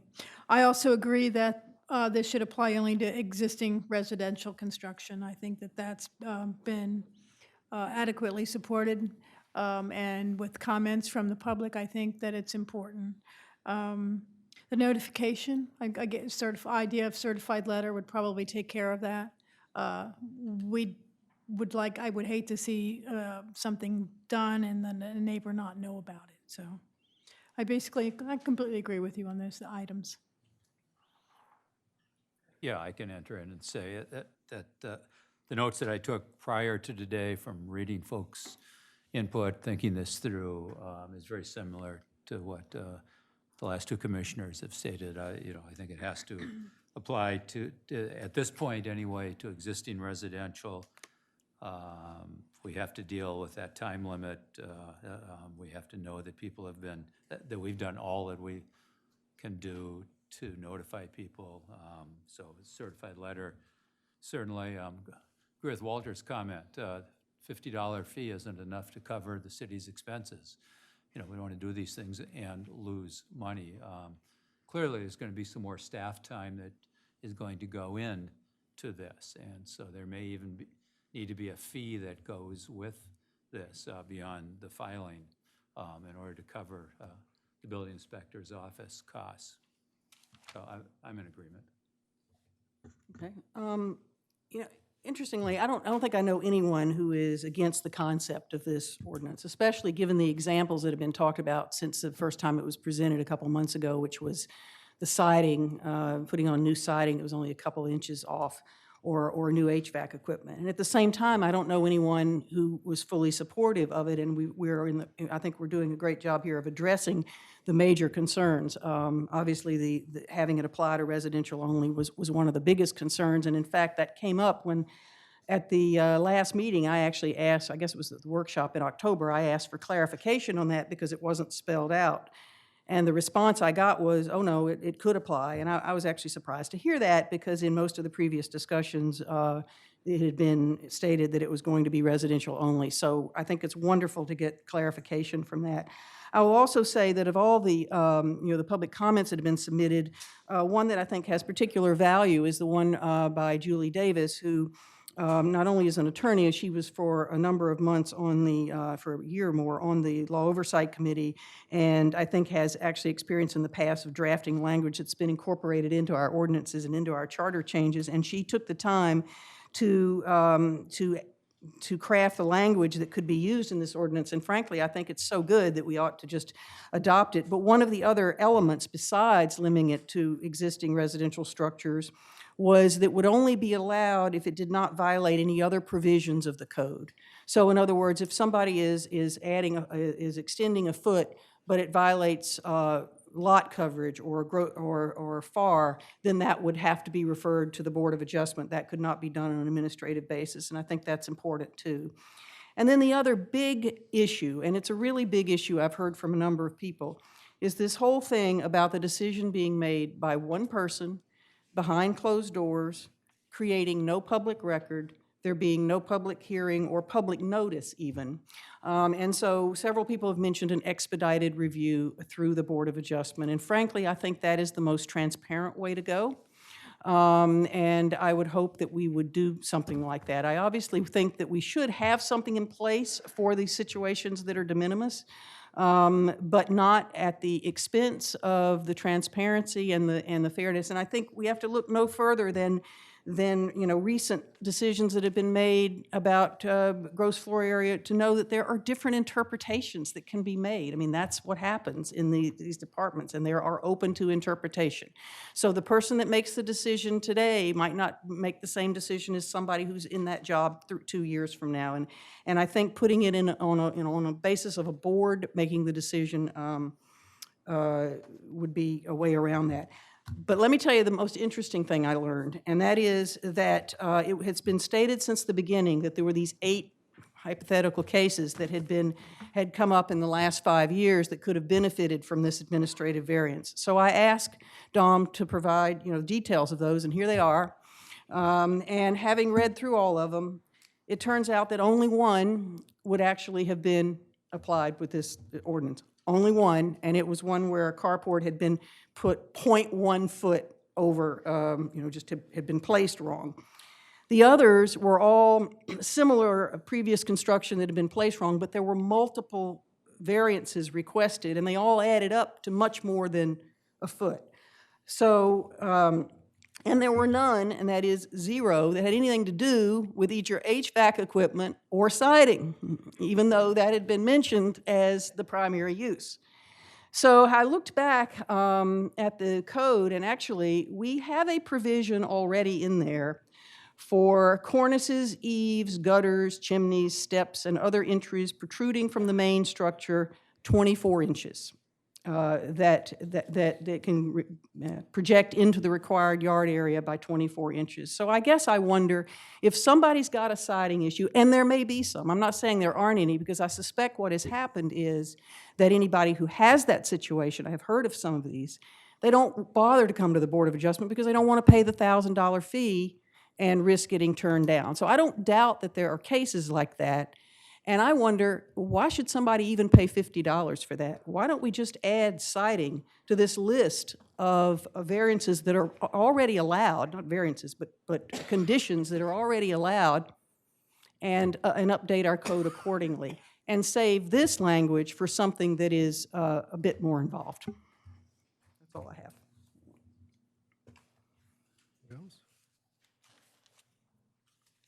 I would echo what mostly all the other commissioners said. I do believe it should only be limited to the residential areas, pre-existing homes, not new construction. And I do question whether the building inspector is the right person to be granting these administrative variances. In addition to the 10-day period not being enough. So I think we still have some work to do. Yeah, I mean, it sounds like we're going down 2 tracks. I mean, potentially, from what I'm hearing from commissioners, is that we've got one that, call it de minimis if you like, which is the siding that could be changed. Is HVAC de minimis? I don't know, but perhaps we're looking at putting the siding in as an administrative variance for our building inspector to okay, if you will, and the HVAC maybe should be in an expedited hearing. I mean, I don't know. That the HVAC is, if you're relocating it, it's a different story than if you're replacing it where it is. So that one, I'm not sure where that falls, because you could potentially affect your neighbor in a big way. That's why I didn't mention putting that one in the code, yeah. But I don't know. That's my thoughts. Maybe we're looking at 2 tracks here.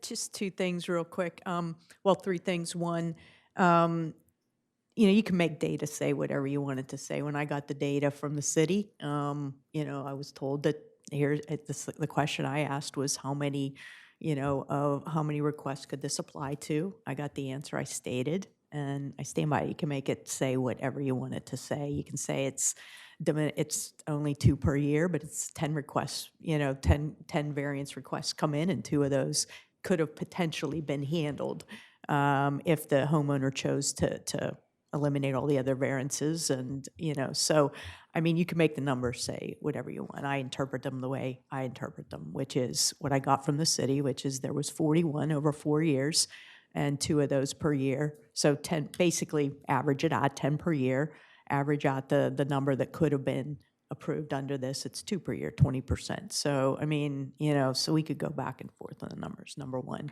Number 2, we trust our building inspector every single day to interpret this code that, you know, clearly I'm going to be fighting in the budget, not fighting, but in the budget process, asking, you know, for us to fund a consultant to update this code. I mean, so every day we trust him to use his judgment. I'm not sure why we would then question him using his judgment for these small variance requests.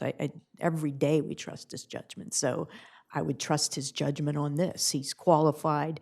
We're lucky to have him on board, and I trust his judgment. So I wanted to make those points. And then the third point, it is actually, Glenn, you correct me if I'm wrong, but we do have a provision in there right now where if there are other issues, I mean, you know, beyond this one, then they do have to go in front of the full board. If it doesn't say that, it should. I agree with that, but I thought it's pretty clearly in there. I'll say that in so many words. Okay. Yeah, I mean, I thought I as a read that matter in of there. It application, should. It should. As a I matter of mean, application, yeah. I mean, when you consider the one example was given where an HVAC unit, the structure already encroaches, could the HVAC unit then be placed to encroach an additional 1 foot? I think the answer is clearly no. You can't increase, you know, further encroach into an encroachment. So while the ordinance may not say it's limited to only compliance situations, I mean, it is, because you can't put. Was that your concern, Susan? I thought it was more about. No, in fact, I didn't know. I thought when I'd asked the question before, it said that they were cumulative, that you could get 1 foot now and somebody could come along later and get another foot into the same setback. What I'm trying to express is if the house already extends a foot into the Yeah. setback, I don't think this ordinance would allow the building official to grant an additional foot into the setbacks or up to a foot into the setback for something else. But I think it needs to be more Unless they specific came in and the way it's got, if they came and got the first foot variance in order to make it to clear title or whatever, then somebody could come along and get the next foot, right? Are you just saying it has to be cleaned up before somebody can come and get an additional foot? Because that's what most of these are, is people coming to get previous situations cleaned up. Right. I mean, I think that is clearly allowable. I'm talking about the situation where I think if something already, I don't think somebody can extend all the way up to the property line, for example, because, you know, if something's already, say it's a 6 foot side yard setback, and for some reason they're already 5 feet into the setback, Yeah. I don't think they can come and ask for under this an administrative variance to go another foot It into. doesn't say that. No, in fact, one of the other cities that I mentioned at one of the previous meetings had put an in number on it, basically saying at no point could the setback be less than, I think it was 5 feet or something like that. And I asked if we could do that. We could add so that you couldn't over time have 1 foot and then another foot and then another foot, or you could, but there would be a limit somewhere. You'd be a stop somewhere. Yeah, I like that. personally, but Yeah. I don't have- I Okay, don't have a yeah, I vote, mean, but that was, yeah. There has to be a way to state that, right, Glenn? I thought it said, but I think if we need to more explicitly state that, Yeah. But actually, in answer to your question a minute ago, was that what I was looking at? No, what I think Julie talked about in her wording was that it didn't violate other provisions of the code. In other words, you know, like I said, lot coverage or FAR. In other words, if something was already built to the max and this extension of a foot would put it over those other calculations, then it's not to say it would never be granted by the Board of Adjustment, but it couldn't be granted administratively. I agree with that, and that's a simple addition for the city solicitor to put in, that, you know. And I think that really, the building official will tell you, you can't do this because of, Right. it'll, you know, go beyond the FAR and so forth. So, I mean, he's right away, you know, aware of that. Right. But I think it doesn't hurt to have it, Well, and add it- the paragraph And that's or true. the sentence. Dom told me that in the beginning, that he wouldn't approve them if they were. But at the same time, I feel like these should stand on their own because we don't know, you know, who's going to be interpreting it when. And by having the language in there, it just makes it clear for everybody. I really like all this that's going on here, and I really appreciate the comments that have come from our neighbors. I typically don't jump in just to say I agree with one of the other commissioners, but I do want to make the point that we have very fine people who work very hard for the city, and I get disappointed when their judgment, without any basis, is being questioned, and to assume that they will not be consistently good and not be consistently fair when they exercise their rights under the the job description that they serve under. And so I do commend the people who work for the city for doing a great job and trying their best to interpret the code that we have to the best of their ability. Well, I agree with what you just said and what Commissioner Schlosser said as well, that, I mean, these building inspectors are making these hard decisions every day of the year. And so it's not like all of a sudden, this is just something out of the blue. And, you know, they're making decisions and suggestions based, you know, or saying no to people based on the practical difficulties. And I think, you know, one of the reasons we've even looked at this was to maybe save some of our neighbors money by going to the Board of Adjustment or having the Board of Adjustment, you know, meet special times. So, I mean, you know, my feeling is we've got the people that can make those decisions, whether it's these two today or somebody else down the road, because that's their profession. I agree with going to existing construction being residential throughout this. I think the certified mail is a good idea. Maybe we make it somewhere closer to 30 days rather than 10 days, just so obviously people are gone during the wintertime. Can I address that just for a moment? Sure. The notices? And can I ask, on a typical Board of Adjustment application, the requirement is a posting at the location. It's a publication in the newspaper 15 days ahead of the hearing, at least 15 days. And then the mailing is also 15 days, right? So so do they get mailed at the 15-day mark, or do they get mailed 20 days at a time? Depending on how busy I am. Right. But the reality is there's probably some instances where in a standard Board of Adjustment application where it could exceed a lot more than a foot. And I'm not advocating one way or the other for this ordinance. I drafted an ordinance you all asked for. Typically, do the notices, and then the mailings are done within a day or two after that. So Right. it's well before the 15 days. But as long as I have the ad published in the newspaper by the 15th day prior to the meeting, Right. we're good with that. And also with the stamp from the post office letting me know that it went out at least 15 days prior to the meeting. And we're good. I guess my only point is that nobody's getting a certified mailing in a standard Board of Adjustment hearing, which could be for something much greater than a foot. There's a sign that goes at the property that, you know, hopefully neighbors would see the sign. And the publication, I don't typically even read the legal ads, and I feel like I should, but I don't oftentimes read them. So I'm only trying to express that there's not a whole lot more notice being given for a standard Board of Adjustment. So maybe the notice is the same as the standard Board of Adjustment? Is that 10 days or that's 15? 15 days. 15. So 15, we could change that, we have 10. So would it be 15. public notice, not just notice of the adjacent, but actual public notice, like something on the property as well as in the newspapers, you're saying, as well?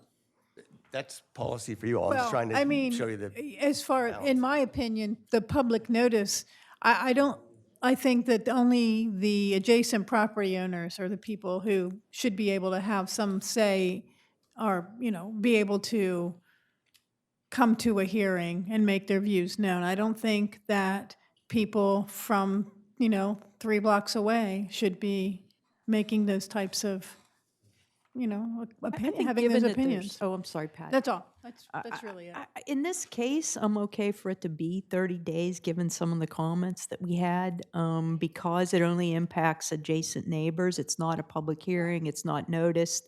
I think in that case, it makes sense to do 30 days in certified mail, quite frankly. I'm fine with 30 days or Yeah. 50. I mean, it sounds like we have to be somewhere close to where we currently do with the Board of Adjustment, but what I'm against is making it a public hearing Yeah. for anyone to come and view, Right. you know, make their opinions known on this property. It's a smaller group that you're. Yeah, I mailing mean, to. yeah.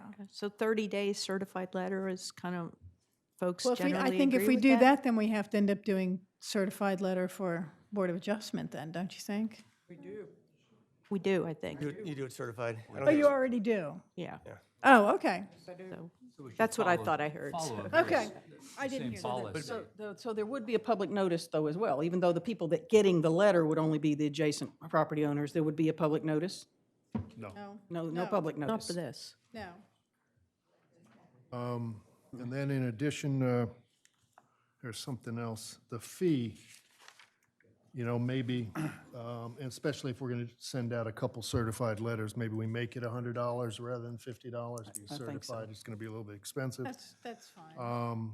And then also, maybe this is something that you can put on your report, on a monthly basis if you have any. I don't know what you want to call it. You can work on a, oh, please do. Please. Come on up here to the mic. Please. Sorry to make you get up there. I've had zoning experience in Philadelphia and in Wilmington, Delaware. And for something small like this, for notification, you may want to ask the applicant to just be the person who sends, since they're going to send it out to just the abutting property owners, they could send out the notification and provide proof to us through verification of certification. They go to the post office and they bring that proof that it's been sent to the last known address of the owner. They could acquire that information from us and send that information out. This way, you're actually reducing the cost. Like, I don't know if that $50 or $100 is going to cover the effort that we have to go through. And I know in Wilmington, they just changed that because when I had done my personal last variance, I had to send a letter to just the abutting owners, the front, the back, and so forth. And so maybe we could make it $50, but put the onus on the applicant. Right. That they have to make the proof that they hit the 3 or 4 or 5 adjacent property owners. And if you want to go before the Board of Adjustment, it can't, and I don't want to say anything about Ann may hit me afterwards, but it may be appropriate to synchronize it with the hearing, but that portion of the hearing doesn't require the full-blown review that's required at a standard zoning Board of Adjustment hearing, or Board of Adjustment hearing. So you're saying it would be decided publicly in a public Well, forum? if that's the route that you as the commissioners want to view, that is going, to get a very more transparency, that it goes before the board, but it doesn't require the full review that an applicant that's coming in for a variance or a special exception. It's basically, this is what I'm proposing, and then that openness becomes the transparency. But you're saying at a Board of Adjustment meeting. Right. And so that they'd have to wait for the meeting rather than give you the Well, opportunity to you make have the your 30 decision. days. You have your 30 days, so that's what we're talking about. But again, there's more than one way to skin a cat. Yeah, I mean, I think we're getting further away from the reason we brought this. We were trying to make it a simpler process Sure. for you all, as well as the property owner. And I think we have to stick with All right. that, rather than, Yeah, I'd like to come back to the fee. I know Don was saying that maybe, or maybe you said that, Mayor, that maybe $50 is enough. Maybe. On the other hand, this is going to take more staff time, regardless of how these little things happen. And I think $100 is reasonable. but what I was saying was $50 and putting the onus on the applicant for doing the certified mail. Right, right. But- But I would go to 100. Okay. I'm fine with that. Anything else? Right. I mean, are these things that you can? I think. I can't. I'm not sure that I follow all of them because there's a lot of moving parts. So start with the notice. The notice, I think we're now at 30 days certified letter, right?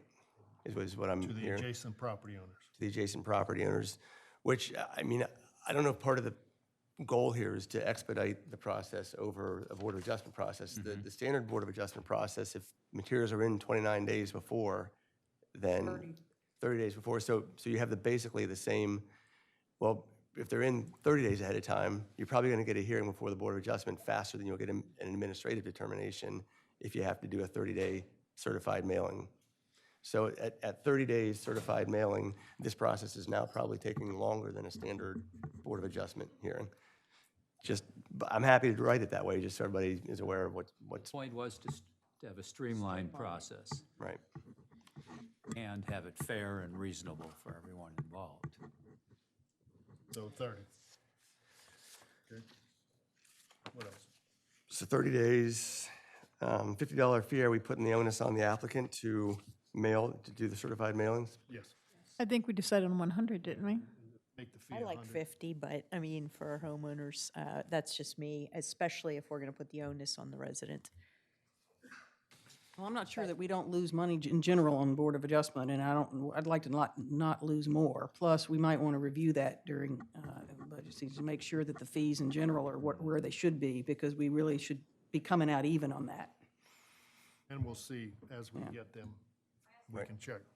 And that seems, and that seems a little bit contrary to expediting the process as well, because if the applicant's gonna have to come, ask Ann to produce a list of who are the people within 200 feet. She'll produce the list, she'll give them the list. They then will have to create the mailings, send the mailings, bring proof of 30 days notice before they can have the administrative determination. So I don't know, I think it makes more sense for the city to send out the mailings, frankly. I mean, I understand where, and that could be a fine idea, but just in general of how we do things, I think it makes more sense More if we. experience. Yeah, I mean, Well, and then it'll be consistent. then it's It'll- consistent, It'll exactly. be documented. Right. $100. It'll be public. The city's doing it. Take out the $100. All right, we got a lot of stuff to do. And so you're gonna get in there, existing construction, residential. residential existing. And, Or we should vote on this and next there's something else I thought there was, that nothing under this ordinance would allow Excuse me, placement. I'm sorry, something could that you all, we're encroaches. still talking. So then the last thing we'd include is that nothing under this ordinance would allow the placement of anything more than 12 inches into whatever the setback line is. I mean, I think, it says may administratively grant a building setback variance, side yard variance, or rear yard variance that does not exceed 1 foot of the building setback, side yard or rear yard requirement. So under my reading is when it says it cannot exceed 1 foot of that setback, it can't be placed more than 12 inches from that setback line. So I'll write it to clarify it, but I think that's the proper interpretation as it's currently written. But I'll. Solicitor, I would imagine that most properties that we're talking about that are older may already be yes, sitting exactly. in the setback. Yeah. Right. That's. And then this wouldn't apply. You'd Yeah. have to go to the Board of Adjustment. I mean, that's the way I view this, is that. But then what's the purpose of this then? This wasn't my creation. I got asked to draft an ordinance. No, the way I see it is that anything that already extends more than 12 inches into a setback, you can't use this Into the ordinance. current setbacks. Into the current setbacks. Okay, You can't yeah. use this ordinance to get an additional anything. Okay, well, that's. Yeah, I'm good with that. Okay, so I think I know the changes. Are you gonna put it, Mayor, on the workshop meeting then? Yeah, and can Okay. you put it on the December workshop that we're gonna bring this back? Does this need to change from and to or? I'll look at what the state code says. So let me ask it then, because this is a question that was brought up during the public hearing. If somebody gets a dimensional variance of 3 inches, or say a full foot into a side yard setback, does that then prohibit them from getting an additional variance up to a foot in a different setback? Because I don't think the way it's written, it would restrict that activity. No, I don't think it should restrict that. Okay. It's a work. Okay. So then if Okay. it's interpreted to only be 1 foot, then you don't need that provision you said you liked with where we have a minimum where it can't go beyond, right? I think that clarification is needed. That Okay. I'll add that to clarify it, but that's different than whether you can. So I guess the question is, are these stackable? I don't think. Yeah, that's what's, yeah. I don't think there's an issue of stackability. So I think this ordinance would allow a foot into the rear yard setback, a foot up to a foot into the side yard setback. So you could have, under this ordinance, if you were able to show an exceptional practical difficulty, up to a foot in each of the side backs. Right, yeah. So it's not as if you could only have 4 inches in each to get your 12. No, I get it, right, yeah, okay. Okay. All right, so we're gonna go forward Glenn's going to work on something. We're going to discuss it at the December workshop and hopefully be ready for the December vote at the regular meeting, but if not, go on. Excuse me, Mayor. Yes. Since this involves the zoning code, will I not need to republish this ad again Glenn? for the regular meeting? I'm sorry, say again. If, Since this involves the zoning code, will I need to republish the ad for the regular meeting in December? no, this is, the changes that are being discussed here are limiting the, it's not taking more property rights, it's actually diminishing what could have been done under the initial posting, so I don't think it requires an additional public hearing or posting. Okay. Yeah.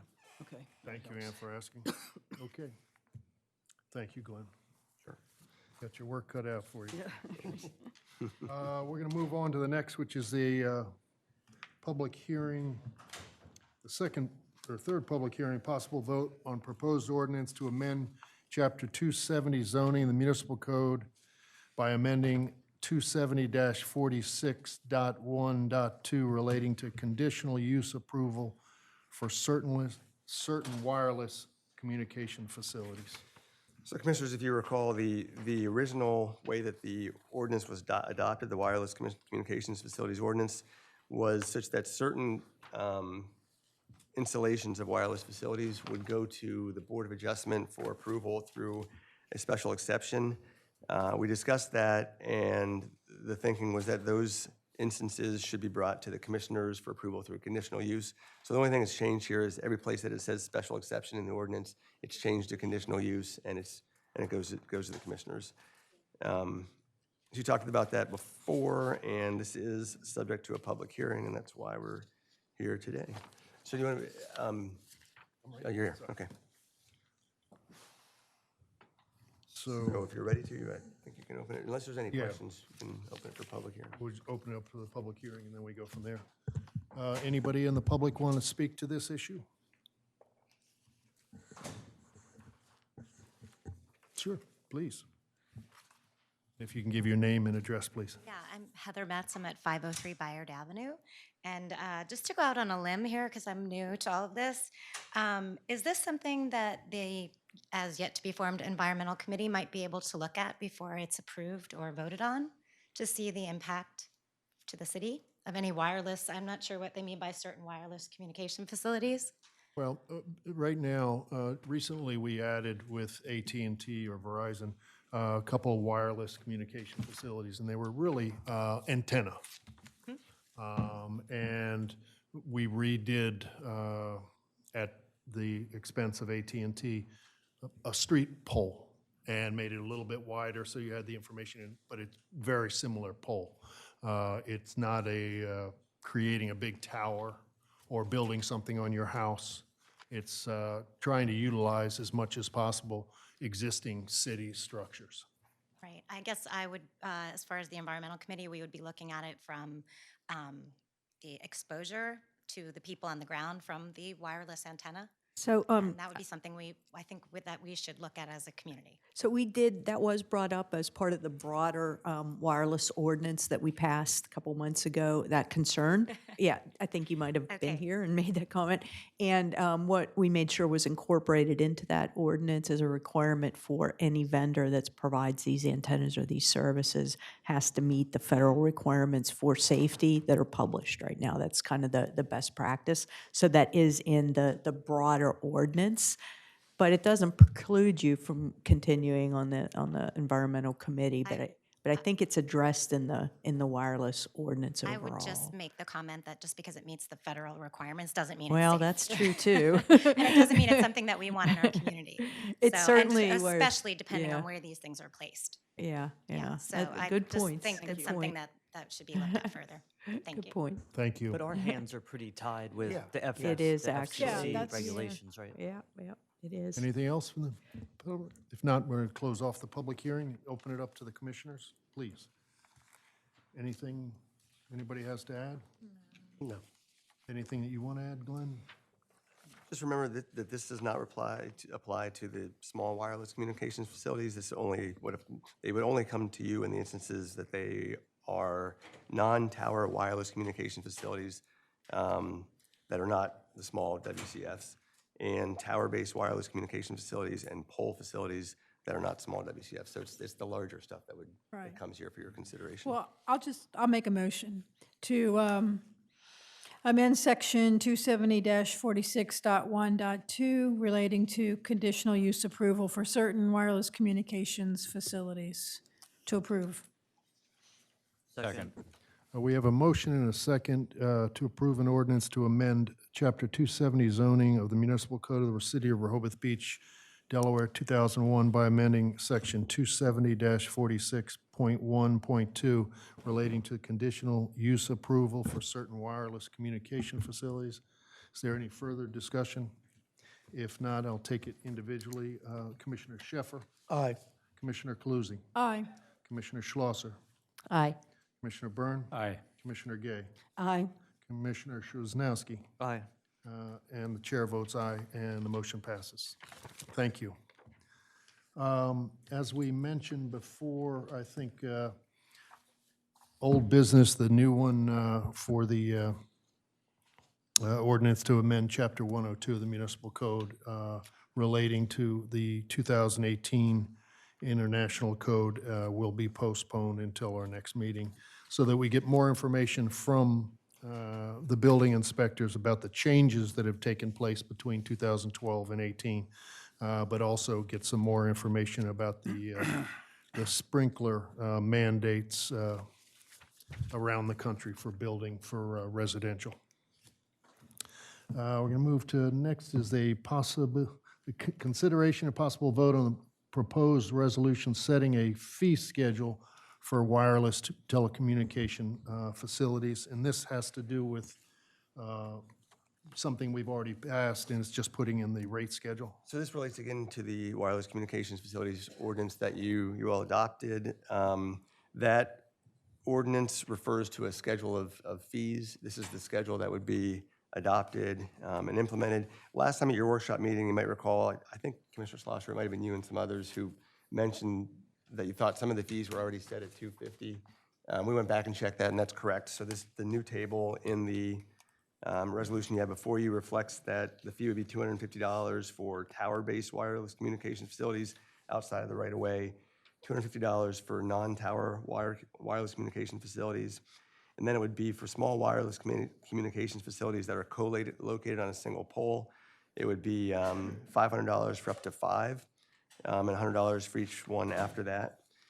The fee would be $1,000 for small wireless communications facilities requiring installation of a new pole, and it would be $500 for non-tower wireless communication facilities inside the right-of-way, and $270 for small wireless communications facilities in the right-of-way.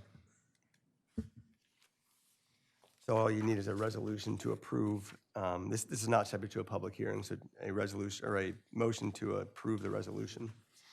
I move to approve the resolution setting a fee schedule for the wireless communication facilities as provided.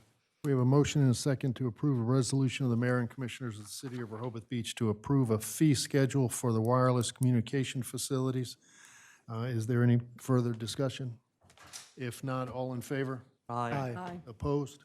Motion passed. Thank you. Next is consideration and possible vote on the draft ordinance pertaining to stormwater protection measures for construction projects. I know there have been some changes made to what we had last week. There have been, so if you'll let me, I'm happy to go through them. So this, based upon some public comment at the last, or comment at the workshop meeting, this has gone through a few changes. I'm going to read it. So this would be first a section 102-1.1 called stormwater management. Subsection A would say site preparation activity, construction activity, and demolition activity disturbing 2,500 square feet of land area or more shall utilize appropriate perimeter protection. That's the first change. It used to say silt fencing. Now it's appropriate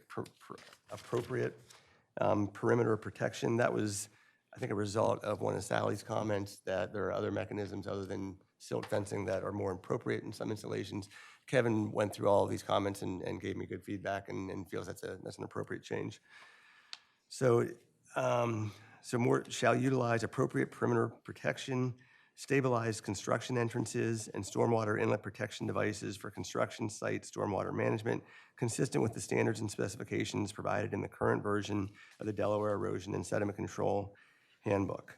Subsection 1, a small erosion and sediment plan showing, or I'm sorry, a soil erosion and sediment plan showing the site's existing topography, indicating how it will be altered, identifying the control measures that will be installed, and describing how and when these controls will be implemented and maintained shall be submitted and approved prior to the issuance of a building permit. This is, again, a direct result of some Sally's comments that Kevin agreed was a smart change and would be helpful for their review prior to issuing the permit. Subsection 2, every site subject to this section shall prominently display a sign of at least 2 feet by 3 feet, providing notification to the public to contact the appropriate city officials in the event of erosion, runoff, or other failures of stormwater management measures. The sign shall be consistent with a sample sign provided by the city's building and licensing department. This, again, was a comment from Sally. The sign, I set it 2 feet by 3 feet. I didn't have any real standard. I thought that was probably appropriate size, but if you all think there's a better size, I'm all ears, of course. Subsection 3, no part of any vehicle used to deliver concrete, stones, soil, sod, or other construction or landscaping materials to a site subject to this section shall be washed, swept, or otherwise cleaned within streets or walkways in the city. This is the Stan Mills amendment. Subsection 4, in the event the measures utilized fail to contain sediment on the site, all street sweeping and sediment cleanup on the streets or walkways shall be in compliance with standards established in the Delaware Sediment and Erosion Control Handbook. The ordinance that's before you, subsection B, says any person, firm, or corporation violating this section shall be subject to the penalties provided in the building code adopted under this article. Sally's pushed us a couple times to tell her what exactly that is, so I tried to figure out what that is today, and it wasn't easily figure-outable. So I'm going to propose a change to that section, which would read as follows, and this is not in your packet, so. So to section B? Section B would be deleted in its entirety, and this is what I would propose that you insert. A violation of the provisions of this section shall be a civil offense pursuant to Chapter 126 of the Municipal Code of the City of Rehoboth Beach. Any person, firm, or corporation who violates this article shall pay a civil assessment of $200. Each day that a violation continues after due notice has been served shall be deemed a separate offense. So if it takes them 3 days to clean it up, it's a $600 fine. But so it's $200 per day would be the fine or penalty. Recall that our charter only allows for up to a $500 fine, so that's your window, 0 to 500. $200 a day Is even though it allowed. adds up to 5 days. Is Still allowable. allowable. Yeah. I think that's fair. Anybody comments? So that would be an amendment to what you've done. What's in already. front of you now, yeah. Thanks. And all those changes, of course, are made in Section 2. Remember, this is placed in both the residential code and the building code, so you get construction, commercial activity and residential activity.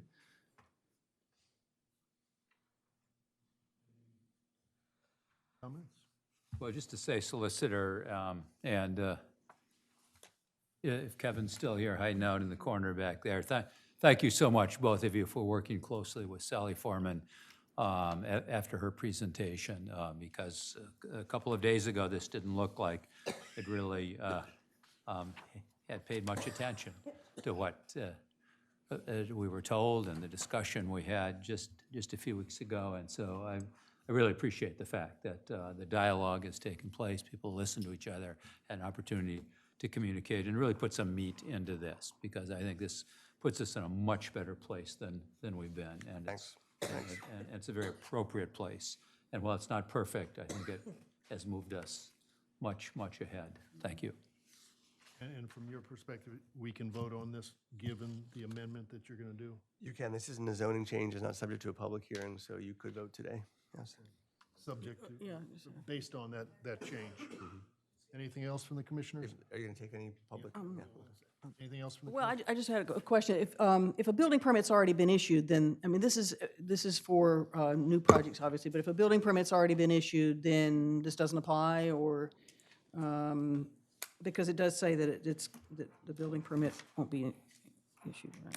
Yeah. I mean, it's effective immediately. Yeah, that's what I was So, wondering. Right. you know, I think that for those projects that are under construction, I do think the building officials could go say, hey, the Okay. commissioners just adopted this, and you're I, going to need now to I come up think with that's good. standards. If so, okay, great, So great, because there are a how- lot right now. How We are should we talk about that. informing builders that these are the things that they need now do? Because I can tell you from my experience, and most of the people around have seen building sites with runoff of mud that's, terrible. Yeah. And to say this can be it's effective immediately, how are we going to let them know? So thoughts on that are that certainly any new project that comes in, they'd be informed about this, Yes. this new ordinance. You know, certain builders, of course, have built into their price certain things they have to do and things they don't have to do. So they didn't build these measures into ongoing or current building plans. So, I mean, there'd be some justification for not making this applicable to ongoing projects now, obviously. But this isn't a zoning measure that typically you have to allow projects in the pipe to move forward. This is outside of that. So I do think that these measures could be applied to But it's ongoing not a construction. have to, it's what's No, I fair don't- to our community and to the home builder, our resident, as well as the individual doing the work, Commissioner Paluzzi was so. saying is just notifying. How do you notify Yeah, people? that's what I'm saying. Yeah. Maybe there's some sort of brochure or a piece of paper that says, you need to do the following things, or it's going to cost you $200 a day, Something needs to be put out there. Existing, somebody who already has a permit is in the middle of construction, you think this Yeah, should be applied to I them? mean, they just dug a hole up the street from my house, and I have mud tire tracks going down the entire street. They're not doing what they need to do, and they should be. Right. I think they just need to be notified, and we certainly But have they didn't know what their- they had to do just to play the opposite. How would they didn't account for this, they didn't account for the costs associated with this? Well, this I point. think the silt fencing or something else that could be used instead, they should be doing anyway. What this does is, I think, gives them a penalty if they don't. Certainly my sense that these are not unusual requirements. This is pretty common sense approach to taking care of the land that we all live on and that we all share together in this city. And so, certainly, It we want to be imposes a fair to people. penalty if they don't. We're not going to go out Monday morning and put a No, $200 no, fine. but we The want people need people to be given the information. If there's a little education that has to happen, that can happen easily, I think. They can be given the information, they've been given a warning, but to let them know, this is where we're at. This is the way we want to take care of the environment in the city of Rehoboth Beach. Right, so certainly we are alerted to these situations all the time. And we go out and, we talk to the contractors, we make sure that they're cleaning up their sites, but as of this day, we have no teeth in the matter. Right. So unless that site is 5,000 square feet or greater, we can't hold them to anything. So this ordinance gives us a little more something to be able to push back. And Matt, you went out just this week responding to a complaint, and all you could do was advise the contractor, right? Correct, yeah, there's really nothing else we can do at this point. So if the commissioners deem this worthy and enact this tonight, you would then go out next week and advise that contractor, now there's an ordinance in place and X, Y, and Z needs to be done, correct? Yes. And you would not fine them. Yes. Right. So we'll do that on a periodic basis to everyone. Sure. Thanks, Matt. Thank you, Matt. Yes, you are at the public comment stage. Your name and, I want to thank Glenn, and I also want to could thank you Kevin. state your name, please? Oh, I'm sorry. Sally Foreman, Save Our Lakes Alliance 3. I want to thank you both for moving on the things that we talked about, and it is greatly improved from that. But my remaining concern was what was actually number 7 in the items I provided for you all. And that boiled down to 3 words, which is inspection, enforcement, and penalty. Because without the property being inspected periodically when they first put up the silt fences or whatever device they're going to put up by someone who was qualified to know what the right device would be and that it's being installed properly, this will not have really what you're intending to do here. And the enforcement of that is through inspection.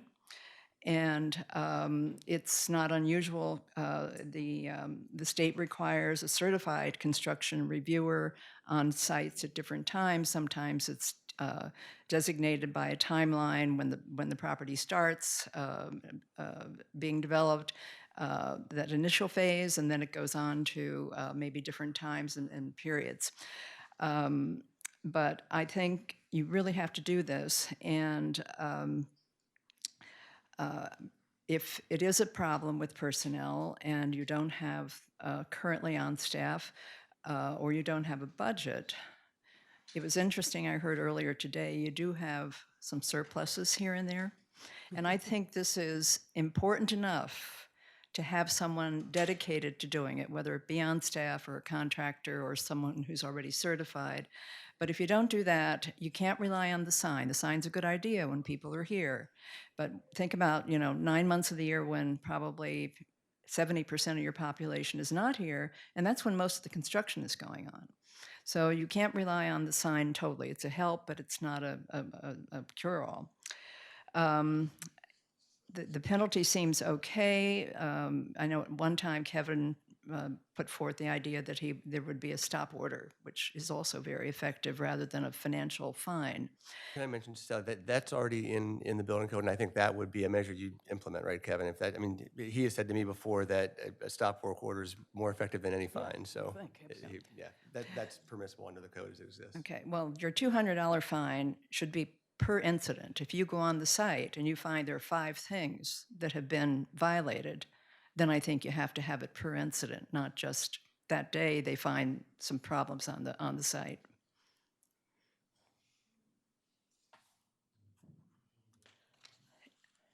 And I have to tell you, this is something that almost, I did research to provide the information I gave to you,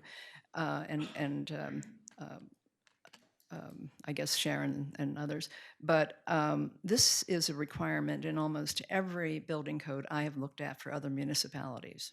So it's nothing unusual, but it'll add meat, maybe that's not a good term if you're a vegetarian, but add teeth, and it'll do the job. But if you don't have this, I think you may get 10% of compliance and you got to worry about the other 80%.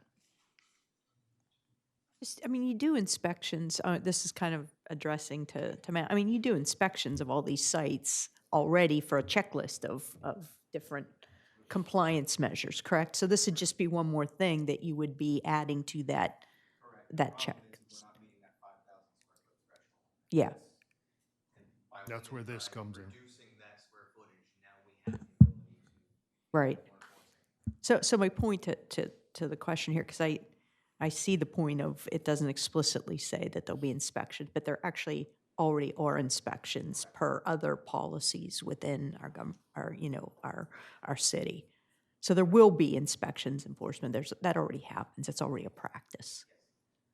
Well, I think if it's happening, that's good, but I think it has to also be in the ordinance itself as part of this amendment, because staff changes, administrations change, a lot of things can make a difference. If someone has something to look at and reference, I think that stays, and that's what's important. Thank you. Sally, excuse me, let me ask you, did you write a draft comment of where that would fit in here and what the language would be that you're suggesting? Well, I provided language. It's not legal language. I'm not a lawyer, and I'm not one on TV, so I couldn't put it in legal terms. Maybe I could, but I simply said responsible person, but actually I'm thinking about that should have been qualified person, must be present or available while the site is in a land disturbing phase.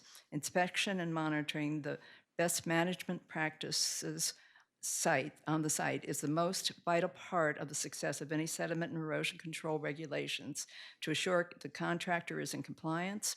Inspection timing, frequency, reporting, and maintenance to complete any repairs of the BMPs should be included.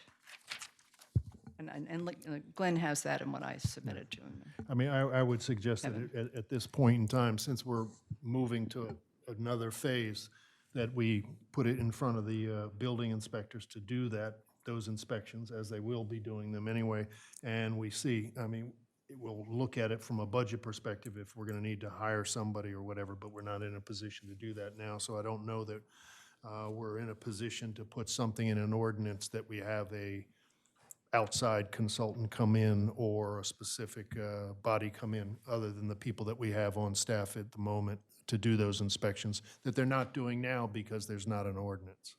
But they're doing inspections for compliance with it. Yes, So but- couldn't you add in section 3 at the beginning of that, that paragraph, periodic inspections, of construction sites shall be conducted to ensure compliance with Oh, this? yeah, I mean, just a sentence like that, and then if any provision of this ordinance shall be, you know what I'm saying? So, I mean, that just seems like something we should Place do in there for anyway. periodic inspections, or?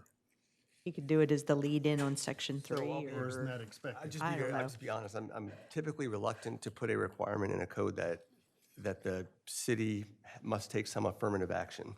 Because once you do that, when the stormwater protection measures aren't implemented properly, then the response from the contractor is, well, you guys weren't doing your job then because you inspected and you put it in there. And then when the neighbor's mad because something's not done right, if there's a requirement that the city be inspecting, now there's a claim against the city because the runoff's now in their yard.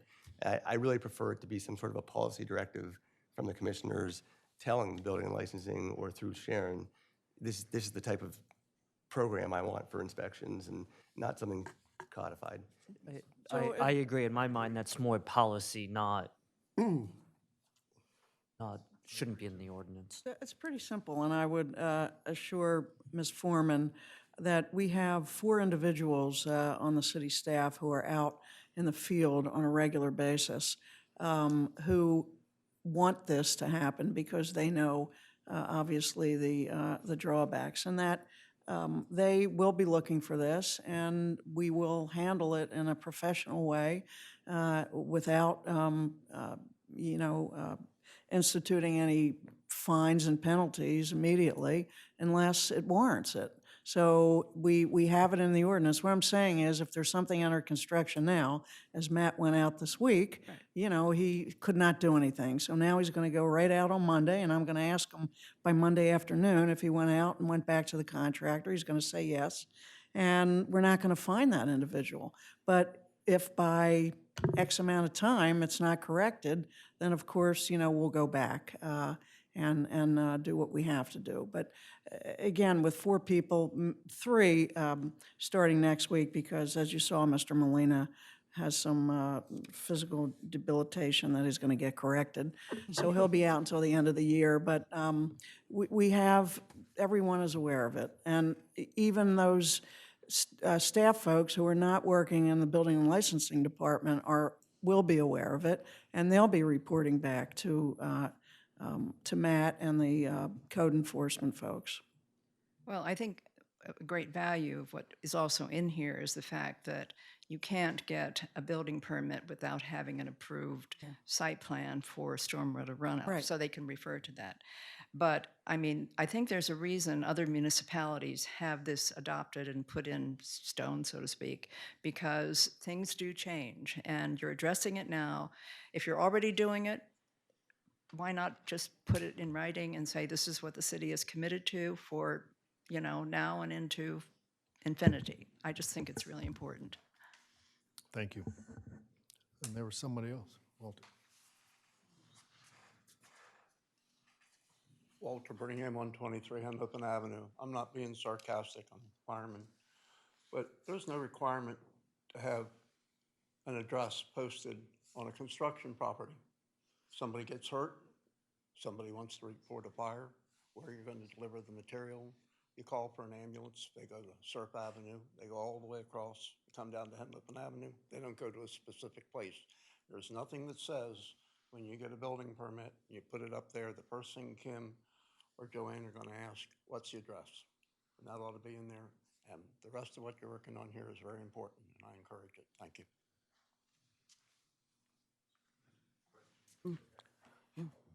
No, I'm saying, you can go to that microphone if you want.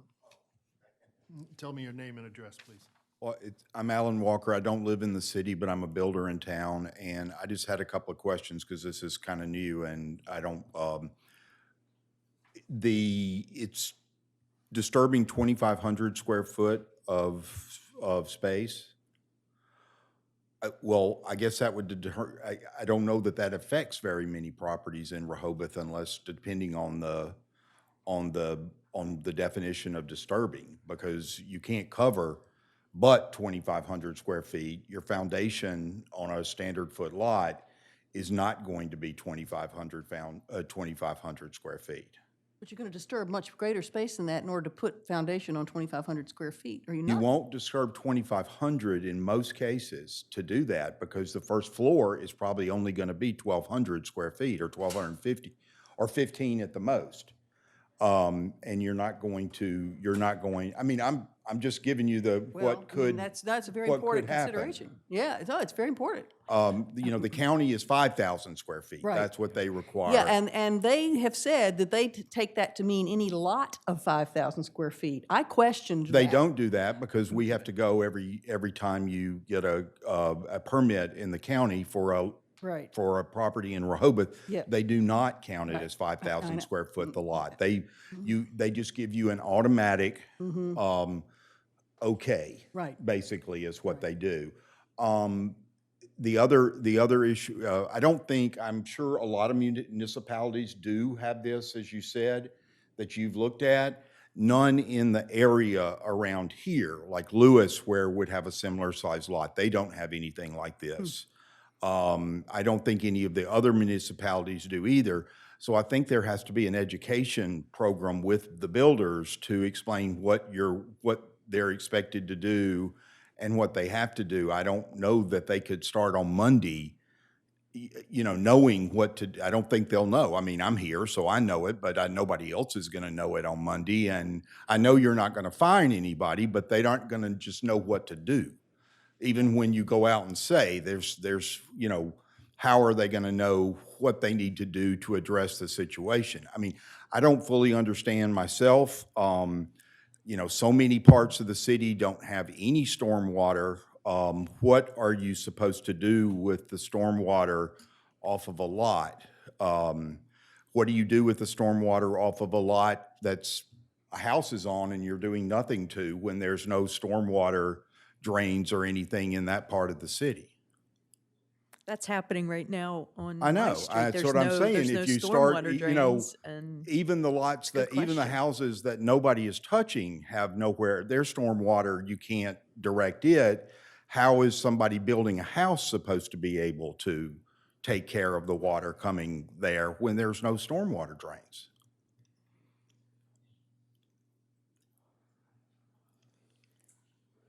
I mean, it's all over town like that. And putting up a silt fence is great around three sides of it. And that's really what I assumed that the issue was, you know, going into somebody's yard. But Commissioner Caluzzi said, it's not me, so it's easy to say.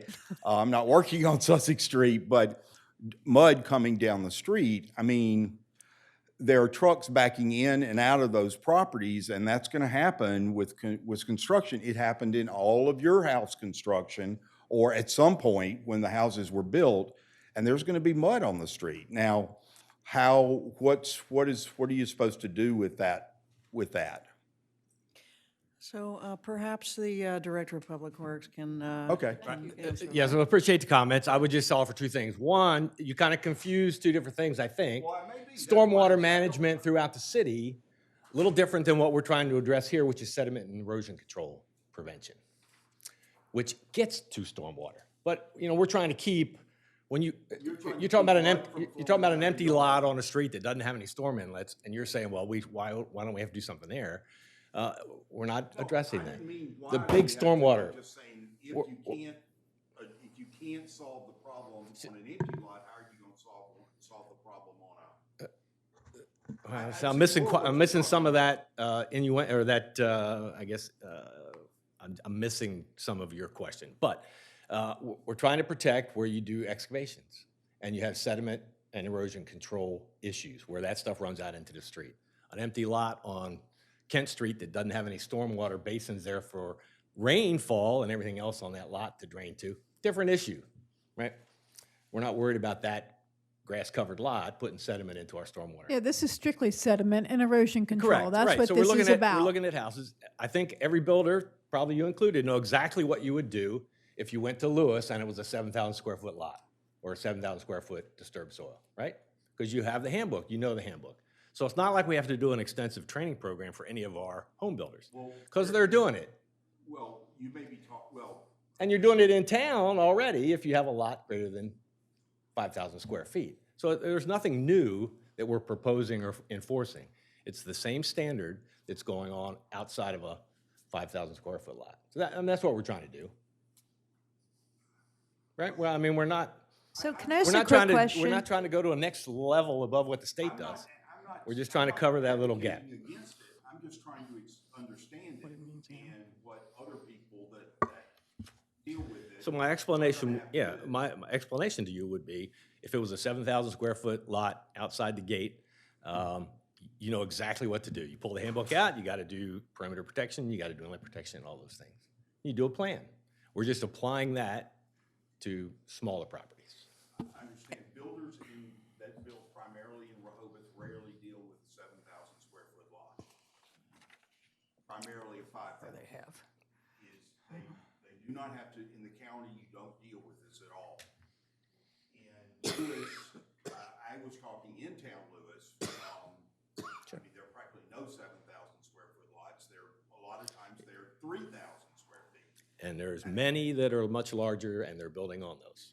Those are in outside the city. Okay, so it's the same standard.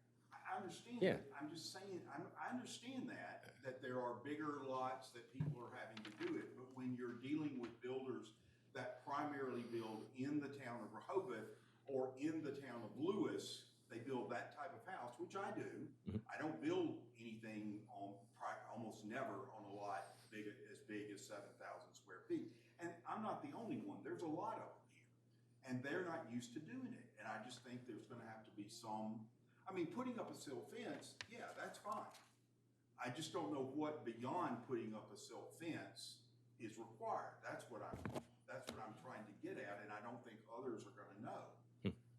Also, Yeah, I think it goes back to what I said, that, you know, a flyer, a brochure, whatever we need to do that tags these kinds of things to educate the builders is what we're looking at. I mean, to do that. And then we have staff that will go around and talk to them, and he can hand over a piece of paper that says, here are the bullet points, these are the things you need to do. So anyway, but I have a different question. Where did the whereas clause for the 2,500 square feet of disturbed land, where did we come up with that number? That was just my estimate of a number that would get virtually all of the house renovations that we do. House construction, not renovations, right? Or Well, if it's a renovations demo and rebuild, yeah. Yeah. For any. Yeah, so, I mean, I didn't want to, I don't want to be draconian in this thing and say, okay, if you're going to dig a little playground for your grandchildren in the backyard, you got to put silt fence around the property, right? So we had to come with a number. Do you want to do it for a patio? You know, if you're disturbing 500 square feet, what's the right number? So I just tried to get something that would take care of any of these major rebuilds. So you say at least 2,500 square feet, but what Alan just mentioned is typically it's less than 2,500 square feet. Is that? We haven't defined it. I mean, the $64,000 question is, we have not defined what disturbed land means. And I really thought it meant more than just where the foundation was going or where the footprint was. That it, because you, and I believe the mayor said last time, you think disturbed land is anytime you step on it, which is the entire property. So what is the definition? well, if it's anytime you step on the property, obviously it is, but that would take care of the 100 square foot. Exactly, which I don't think we want it to be that. So then what's the definition? I mean, Do we make it 1,000 feet? That's reasonable. Is it? Personally, as a builder, Okay. I mean, that's going to take care of any. Please. Yeah. Yeah, make it smaller, yeah. Why don't you just tie it to Your name, the- please? Frank Cooper, 96 East Lake Drive. Why don't you just tie it to the current standards for new construction or over 50% rule that you use for rehab that requires a new certificate of occupancy. So if it meets that threshold, period, it meets this threshold. Just use what's already in the code instead of defining what's disturbed, what's not disturbed, how many square feet is being disturbed. It's really hard when you're digging a foundation to tell you, to know how far the overdig is going to be, or what's going to collapse, or where the people are going to put the dirt. You know, that's getting so micromanagey that it's I think that's an unworkable. I outstanding think you use idea. what's That's in the code. So just If it's go a with the new CO. building or more than 50%, the building and licensing already has that standard, then this rule applies. I think that's a great idea. I think we should do that. Yeah. I really do. It's much clearer, it's consistent. I like I it. mean, rewriting it, and it's, you know, it's a different standard than what Sussex Conservation District applies. So if we're trying to be like Sussex Conservation District for 2,500 versus 5,000 square feet, that we won't be using I the think same we're standard. doing away with square feet, right? And we're only applying it to certain building. Well, that's what I'm saying. If you It's a go away different from it, then you're going to Oh. be, you're going to be implementing this in a way that is different than the way the Sussex Yeah, but Conservation 2,500 District square feet is implements too it. big. I see. But are we going to be, but does it affect anything else? I mean, it doesn't affect the handbook that provides the guidelines, does it? We can still use the Delaware Erosion and Sediment Control I don't think- Handbook, so I don't what think is it it? does. I'm just not so sure that it's such a difficult, I don't know, Kev, are you able to look at a set of, when they bring in the plan and say, here's our sediment control plan, or when they bring in the building plans, are you guys able to say this is a disturbance of more than 2,500 square feet? I'm looking at the Rutgers definition for soil disturbance, and they say it's soil movement, soil compaction, any place where there's a placement of asphalt, concrete, gravel, millings, or other similar materials. So are you able to look at a plan and say, this does or does not disturb 2,500 square feet, or do you think that's such an amorphous concept that you need something different? So the majority of Go to the microphone. Add at the mic. Come on. So the majority of the construction sites that I see for the demo and the house rebuilds are definitely over 2,500 square feet. They're clearing the entire lot. The entire lot would be in a soil, disturbed soil position. It's really up to you guys to set the minimum amount. We can definitely look at a plan. I can run the calculation and see how much of the earth should be theoretically disturbed. We're basically already doing that calculation as far as lot coverage is concerned. So we'll know right there automatically, how much lot is disturbed. However, we are, as said, that 2,500 square feet is our hard cutoff for coverage anyway. So in a new house, you're not reaching that 2,500 square foot threshold. And that includes the sidewalks and the driveways and everything. Correct. Right, but I agree with you that when I see construction around town, typically the lot is It's the cleared. entire Yeah, lot. Are these requirements so onerous that builders are going to not clear lots like that now to avoid the? I don't believe so, no, because you still have the requirement that you, at the end of the job, you have to stabilize your soil. You have to either seed or sod or that requirement. Typically, it's the entire lot. You're just going to seed or sod a portion of it. Just a quick question while Matt's there, just really quick. Is it required now that a soil erosion and sediment plan showing the site's existing topography, blah, blah, blah, in section, right now, A1, is that required now to be approved prior to the issuance of a building permit? No. No. Not until the So, 5,000 square okay. foot threshold. Yeah, right, exactly. So my point, well, I'll wait till, make this point until you're done I'm done. the I'm done, last sorry. topic. So my point is, are you going to require everybody that's in current construction right now Yeah, that's what we talked to come up with a plan that's I don't currently necessarily- has an approved permit? They're going to have to redo their permit to include the plan. Yeah, I don't think we could. I'm fully in support of this, by the way, going forward. I think it makes sense. I'm just saying for existing permitted projects. I don't think we could go back in time and hold those liable to a sediment plan. However, we could hold them liable to, maintaining their site at this point. Right. Okay, yeah, okay. Whether we levy fines, obviously, we would have to decide if it was a repeat offender, if I've had to go out to that site 6, 7, 8 times, multiple times, then we have to do something there. But I don't think we're going to go right out Monday and start issuing $200 fines because somebody's got a little speck of dirt on the sidewalk. I have a question about that. Hold very on, thing. please. Yeah, I just Hold wanted on, to follow up with Matt. Back to this conversation with Alan and Kevin and so on. Do you see this problematic or challenging with the current language, where it states at least 2,500 square feet of land is proposed to be disturbed? So Mr. Walker brings up a very good point. In his construction experience, the 2,500 threshold might not be met. So we might think about dropping that down to a smaller level. Yeah, that's. I liked what Frank said. The only reason why I think the solicitor is not wanting to go that direction is you're trying to stay with, what is it, soil conservation? Right. Sussex Conservation District. Sussex, yeah. Their standards, yeah. So to be consistent with state laws. Well, I built 2 houses in Sussex County, they required, in the 5,000 square foot lot, the building inspector, in my case, required me to put silt fence up around before they would issue the permit. So I'm just saying that building and licensing already has a threshold. They're issuing permits, but this should just be part of that process.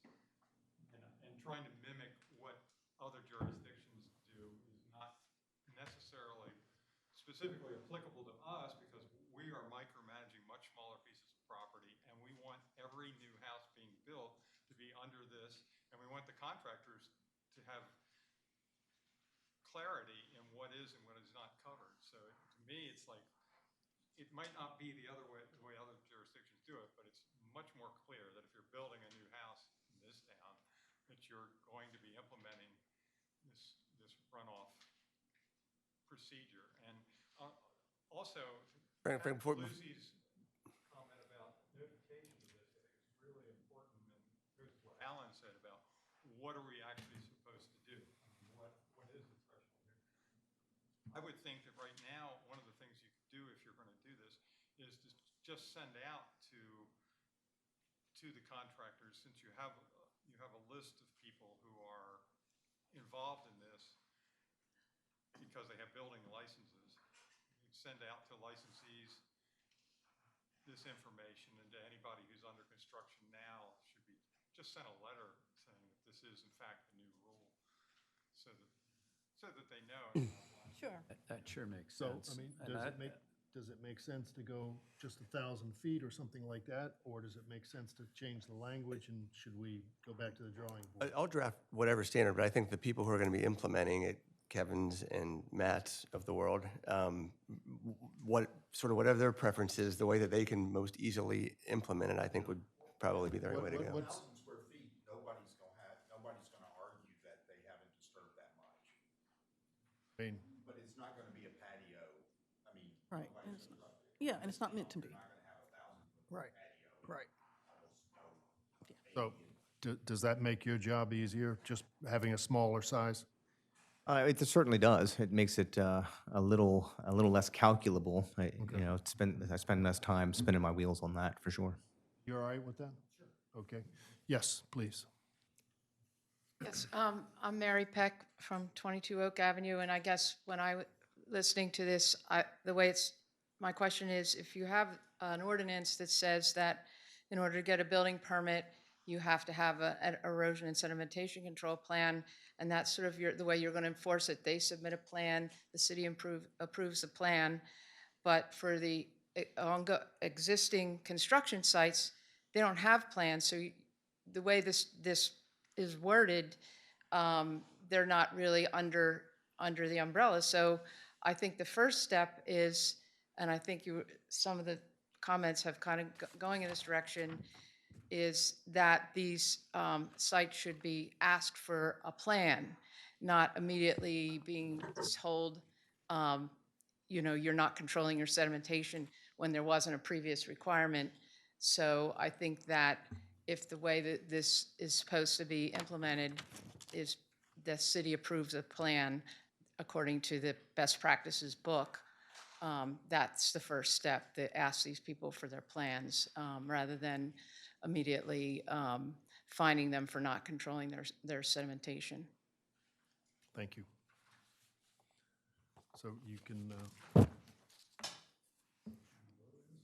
postpone this and I think, discuss it again? I think, Mayor, it's at your discretion. The only change that I've taken away that's a definite that you all seem to have consensus on is moving from 2,500 square feet to 1,000 square feet.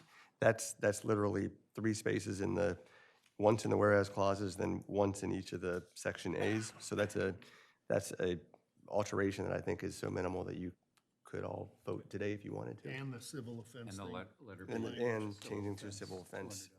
That's right, subsection B.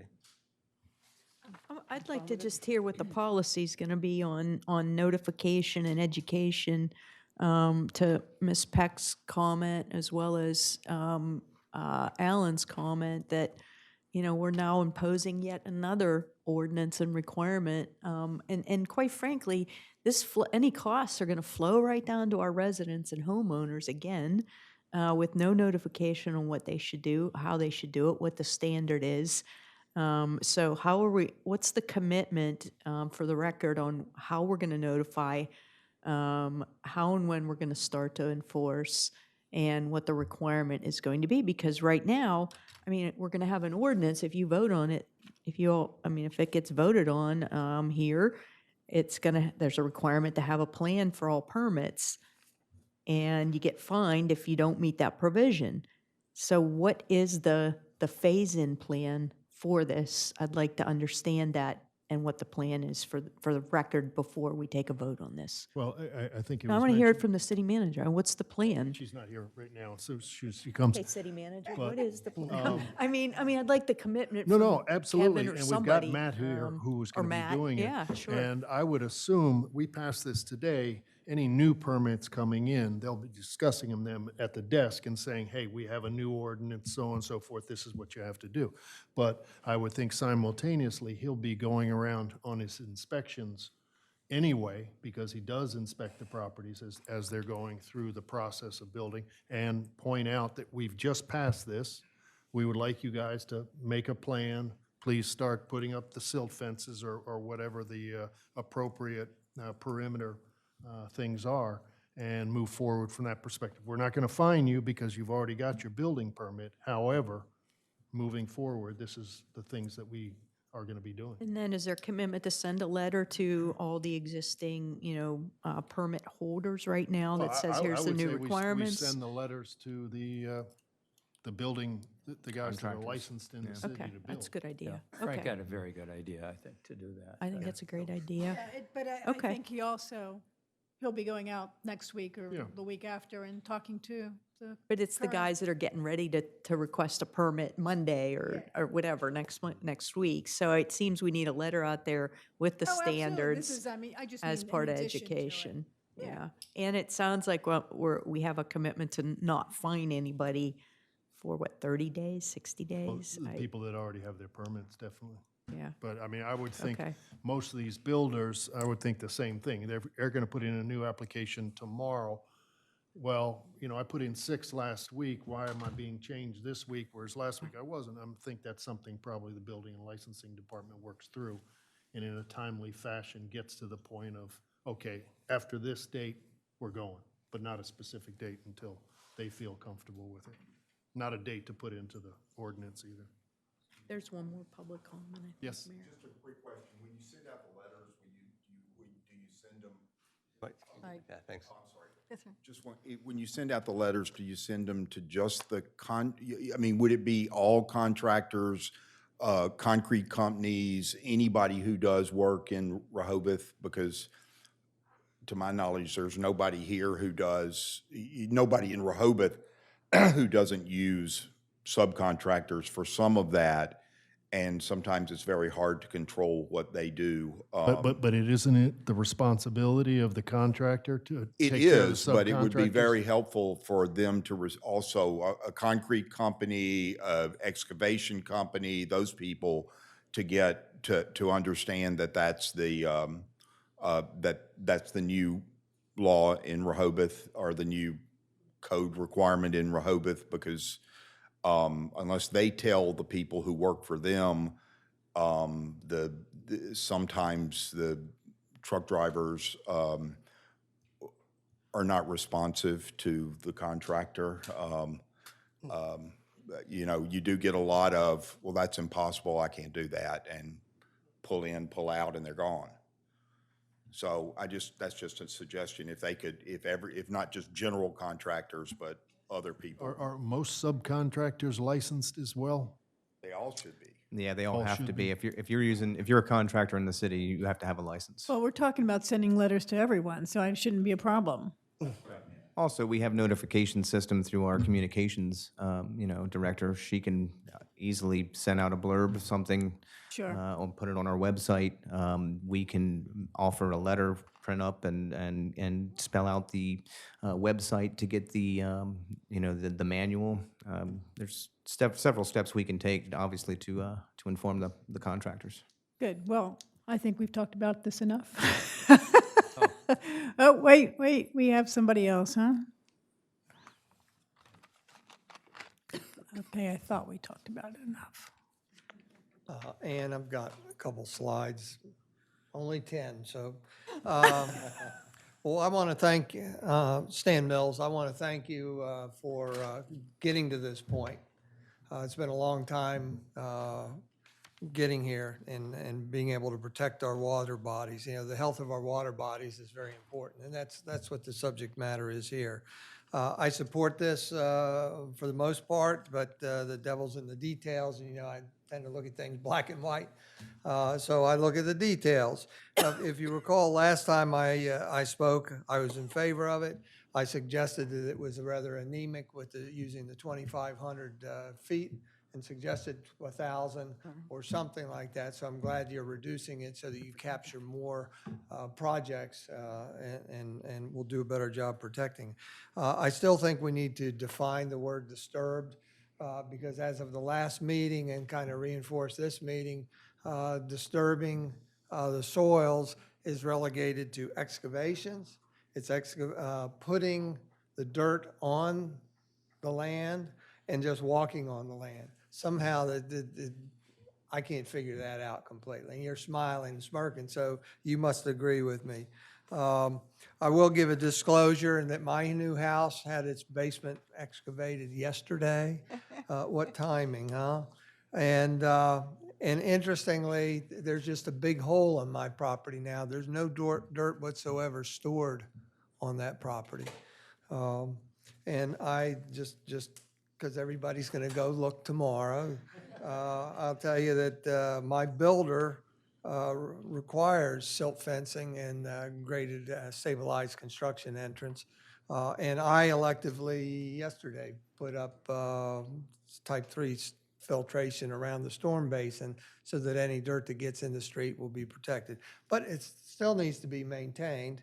And so that's something important. I have a few questions here. One is on line 4040.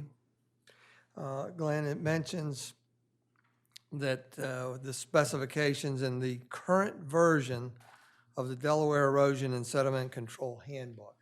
I'm asking what current version means. Should a date be inserted? Or does current version mean today's current version and then a year from now it's that current version? You know, when we do the International Building Code, we pick a year and put it in there so that when changes are made, you then go back and re-adopt it with a new date, and then we are informed that there's potential changes or what the changes are. So I would suggest that needs to be looked at and clarified. So the intention is for, and I generally agree that you should put a date and not have things automatically update under a code. So each time there's a revision to it, I would come to the body and have the body adopt the latest version. This, as I've looked a bit at this manual and how it is changed from time to time. They don't tend to put out a version 3, version 4, version 5. It's more a change gets made, then it gets uploaded to the Sussex Conservation District's website. It seemed to me that this isn't doesn't seem to be something that the changes are so drastic that we'd want to know about them, such as, for example, the residential sprinkling that is or is not required, depending on which building code you look at. That can be something of a more major consequence. The intention was for this ordinance to require that whatever is the latest update to that manual be the manual that's applicable. So the manual's not dated, typically. It may be dated. Is it, But that's how often it gets updated. So the most recent was February 2019. I don't mind at all putting a date in, but at some point, the February 2019 is going to be very hard to find because it gets changed pretty frequently. Well, I just don't think it's a good practice to not put the date in because of potential changes in the future. If all of a sudden the silt fencing guidelines say now it has to be 6 feet high and it has to have gold-plated stakes or something, I think that we ought to be able to talk about it and discuss it and approve it or not. But if it changes, for example, every year, that means we're going to have to go into this code every year and change it. And it would be the same thing. I mean, if you look at the zoning code, yeah, it's 2012 right now. We're trying to move it to 18. I think that's a lot different than this is. The current one probably happens, maybe it's every year, maybe every second year. I would think it's something that's continually added on to, and it would be very difficult to put a date without having to change this every year or every time it I would changes. at least monitor it, and if something substantial absolutely. comes up, bring it in front of you again. I would. Thank you. The next one, line 43. Again, I'd look at the details here. A soil erosion and sediment plan showing the site's existing topography, indicating how it will be altered, et cetera. What is expected in terms of topography map? Are the surveyors supposed to actually create a topographical map? Because that's certainly different and more expensive than any survey that we would be getting for our property. And so I think that needs to be clarified. Can it just be, can we attach photos of it? How can we simplify it perhaps? Some photos of the property, an aerial of the property, some lines showing where the house is placed with the upslopes and lines and arrows for upslopes or downslope. In other words, trying to keep the cost down, but try to achieve the same thing. So I think that needs to be taken into account.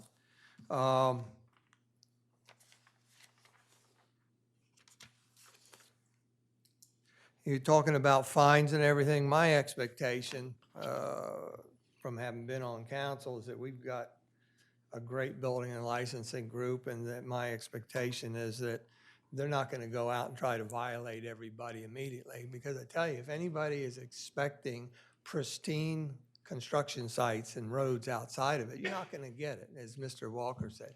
You're going to get the dirt and mud coming out there. But what's important is that it's cleaned up quickly and immediately and before the next rainstorm. So again, I hope that that's the route that we go to try to promote cleanliness of the streets and contaminants and soils not getting into the catch basins. I come back to the question on line 113, this ordinance shall become effective immediately. And I question, do we need to better define what effective immediately is in here? Obviously, a permit that is submitted post-approval of this, obviously they've got to adhere to this 100%. But what about somebody that's already got their permit issued and is ready to excavate, as in my case 4 days ago, say? Then is this applicable? We need to define that. I don't think we can just talk about it up here. I think it needs to be codified. The same thing with getting this approved and the soil's almost done, the project's almost done. Are you still going to make somebody adhere to this at that point? So I have a question about when would we allow removal of the protections? I don't see that in here. Does it have to wait until the certificate of occupancy is issued? Can it be done at a much later, earlier date than that, after all the excavation's done and the landscaping's done, or even prior to that. I think we need to know those things because the builders need to be able to start cleaning up the site at some point. They need to get rid of that graded aggregate stabilized construction entrance so they can pour the driveways. So I think that needs to be cleaned up.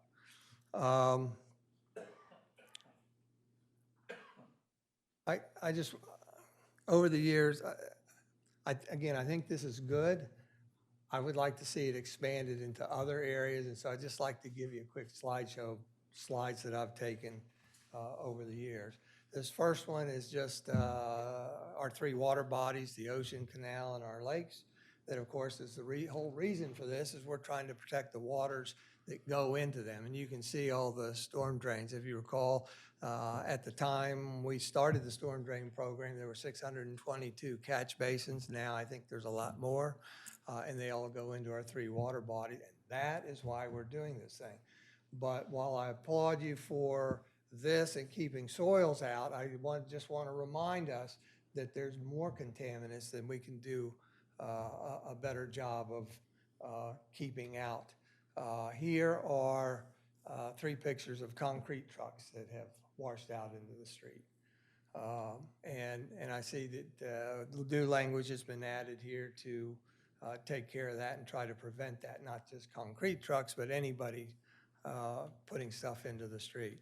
Here's one where a ceramic tile installer has their wet saw, and then they throw all the debris at the end of the day into the storm drain because it disappears generally and they don't have to deal with it.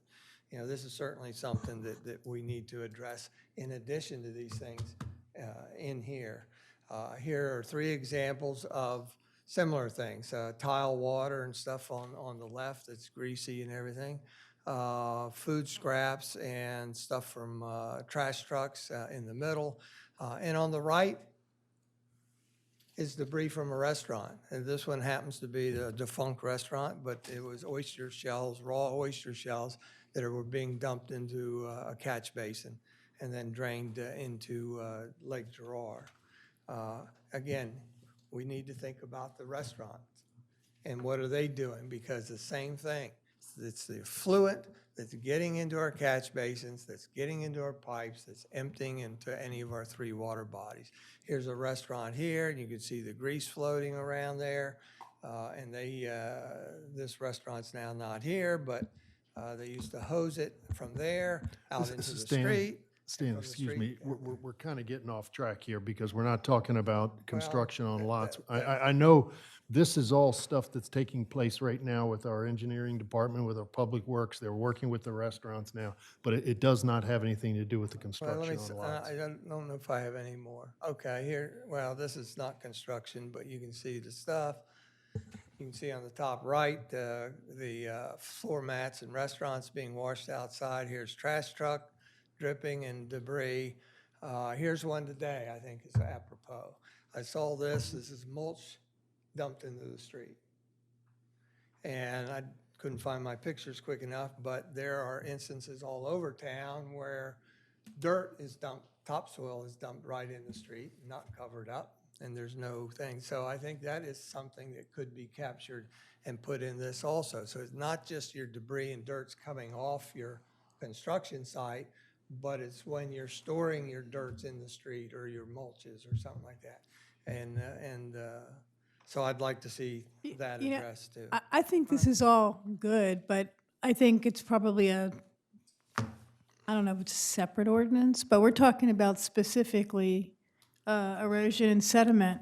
And I mean, I agree with you about a lot of these things, but I think we need to, I'd like to see us do something with the current ordinance to control, with this sediment and erosion and deal with this at a later time, which I think is very important. I completely agree with you, but I think I'd like to see us move forward with the ordinance as it stands today. Thank you very much. And one of the things that Sally had mentioned in her comments was to address the storage of construction material, and that is another section of the code. That's 105.8, whereas this is 102. So we could always look at that here. With that, do you want to make a motion? Yeah, so I'll go ahead and make the motion. And With the change, those two amendments? yes, so I'll make a motion inserting new sections 102-1.1 and 102-44.1 relating to the implementation of a stormwater protection measures requirement with the changes, two changes that were mentioned regarding changing 2,500 square feet to 1,000 square feet and an added paragraph. Paragraph B in both section 1 and 2 as to penalties for violations. Excellent. Is there a second? Second.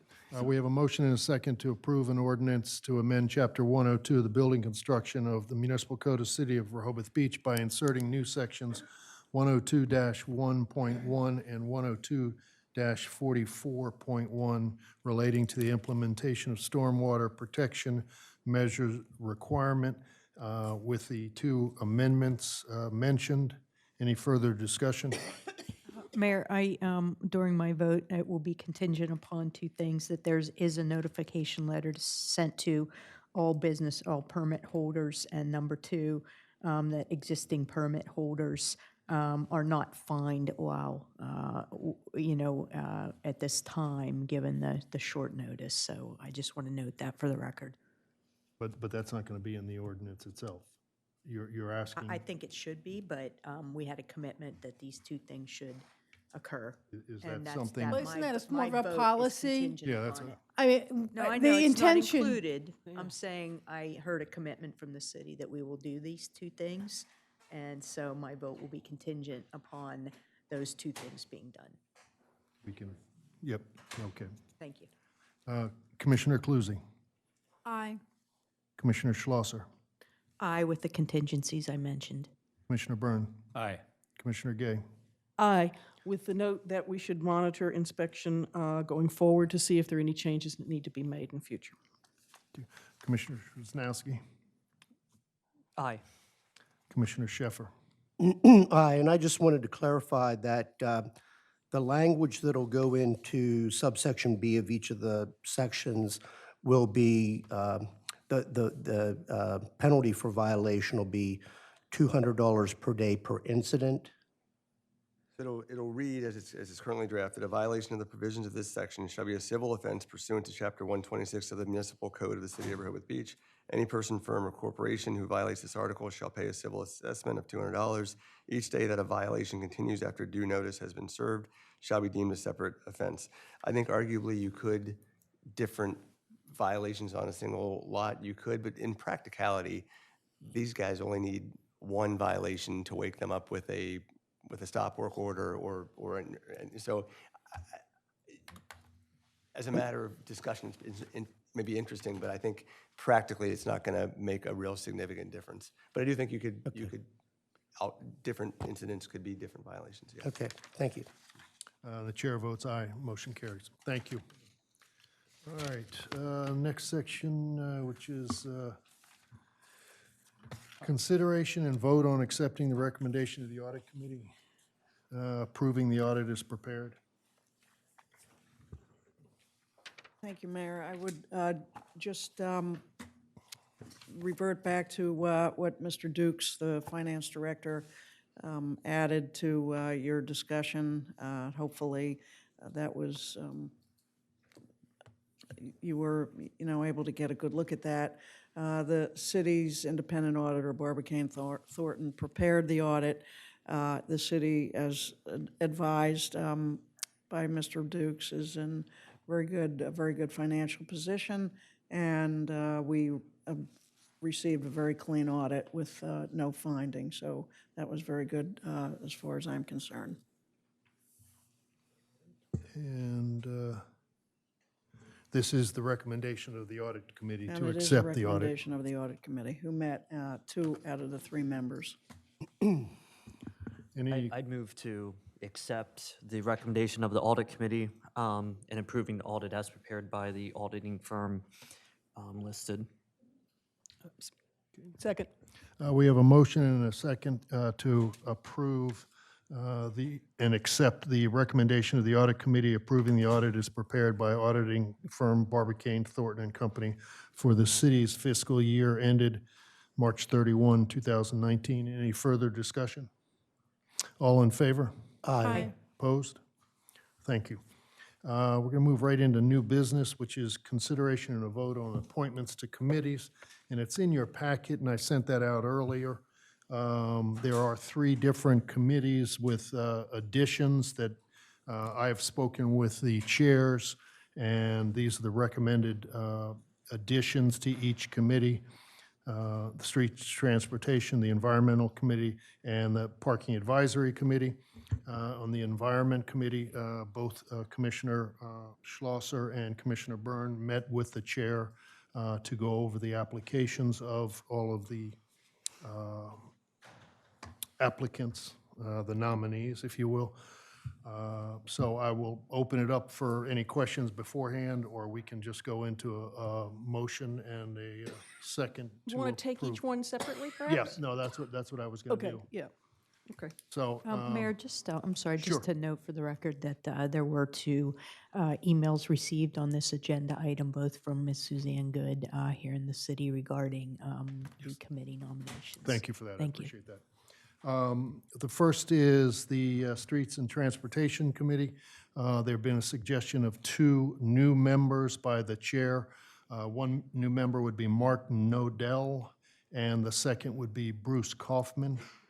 And if I could get a motion in a Well, second. wait, let me just have a comment about that, because I'm technically on this committee too, but I talked with the chair, and he actually likes my idea of having the people from outside the city serve in a non-voting role, and in this case, Bruce Kaufman is coming back to the committee, having served before, but he may not have time to always be there, so I think he would be in that non-voting role, and I myself am going to put myself in the ex officio role in keeping with my recommendation that commissioners should be on committees in an ex officio role.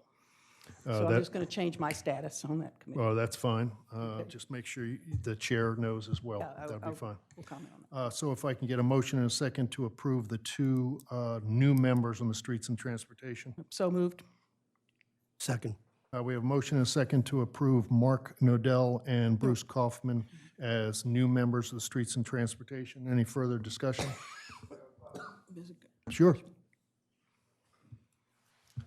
Thank you, Walter Birmingham, 123 Hamilton Avenue. I referenced Lewis, when their planning commission said the people in Lewis on the planning commission should be in town. Now, I know we have a little bit different situation here, but I think that people, and I'm not out for anybody, but I'm at the point today, this is a very unusual meeting that you've had today, Mr. Mayor. You've done a good job, but we've had a lot of participation by a lot of people, and a lot of good stuff come out of it. But the people that run in town, run our town, should live here. Thank you. We don't know where these people reside. Okay, thank you. Yes, please.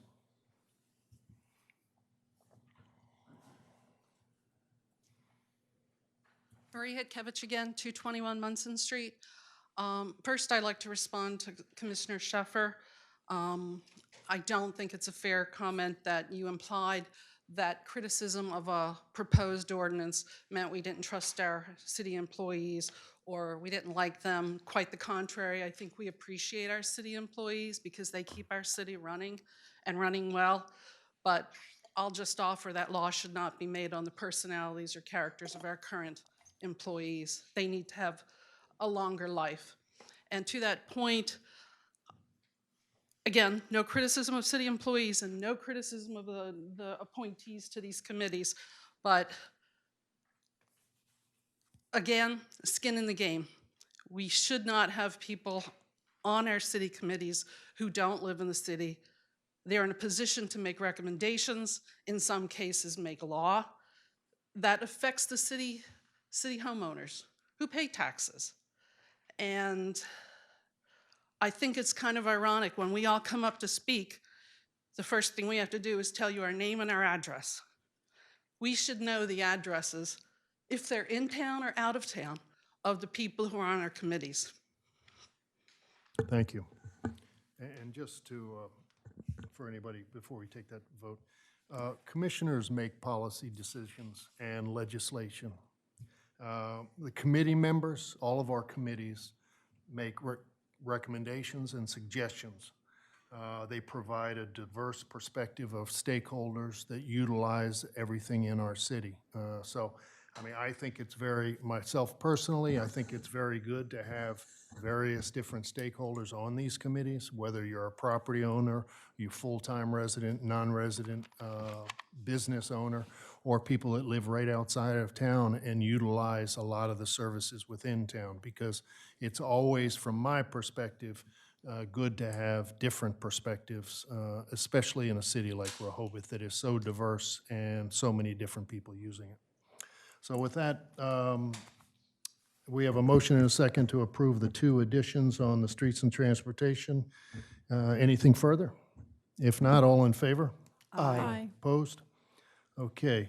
The next is the Environment Committee. And these would be additions, and there's a number of them, starting Sam Cunningham, Mary Peck, Susan Morrison, Heather Metz, Stuart Martins, Kevin Carr, Nettie Green, Janet Taylor Smith, and Catherine Berwin are the nominations. And again, the nominations came from the chair of the committee, Mr. Charlie Garlow.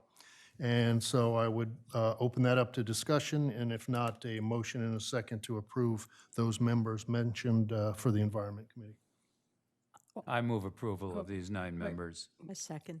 I have a question about Sure. process. First of all, I don't know some of these people. Can we get a determination, or statement about how many are in-town residents and property owners and who aren't residents and property owners? Because I've heard that, I thought I counted 5 that were not residents and property owners, but then I heard it was 4. So some of my concern is based on process. I know that we don't see the applications, and actually going forward, I think we need to perhaps revise the application.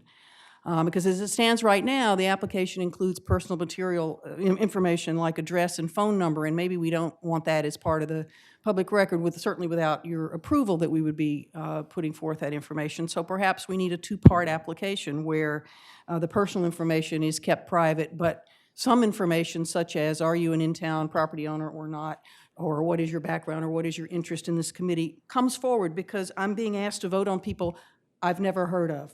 And that isn't usually the case with people in town, though there are some members of this committee who are in-town residents that I don't know personally. I know who they are. And so that's a concern about process going forward, and I understand that not now, but next year's process. But I do ask the question, how many of these are residents, property owners? Do we know? I think of the 9, 4 are resident property owners, and I believe 5 are outside. It's actually 5 and 5, is my understanding, because Charlie's also in Oh, the oh, yeah. chair. Yeah, So I right. think it's 5 and 5. Is that correct, Charlie, right?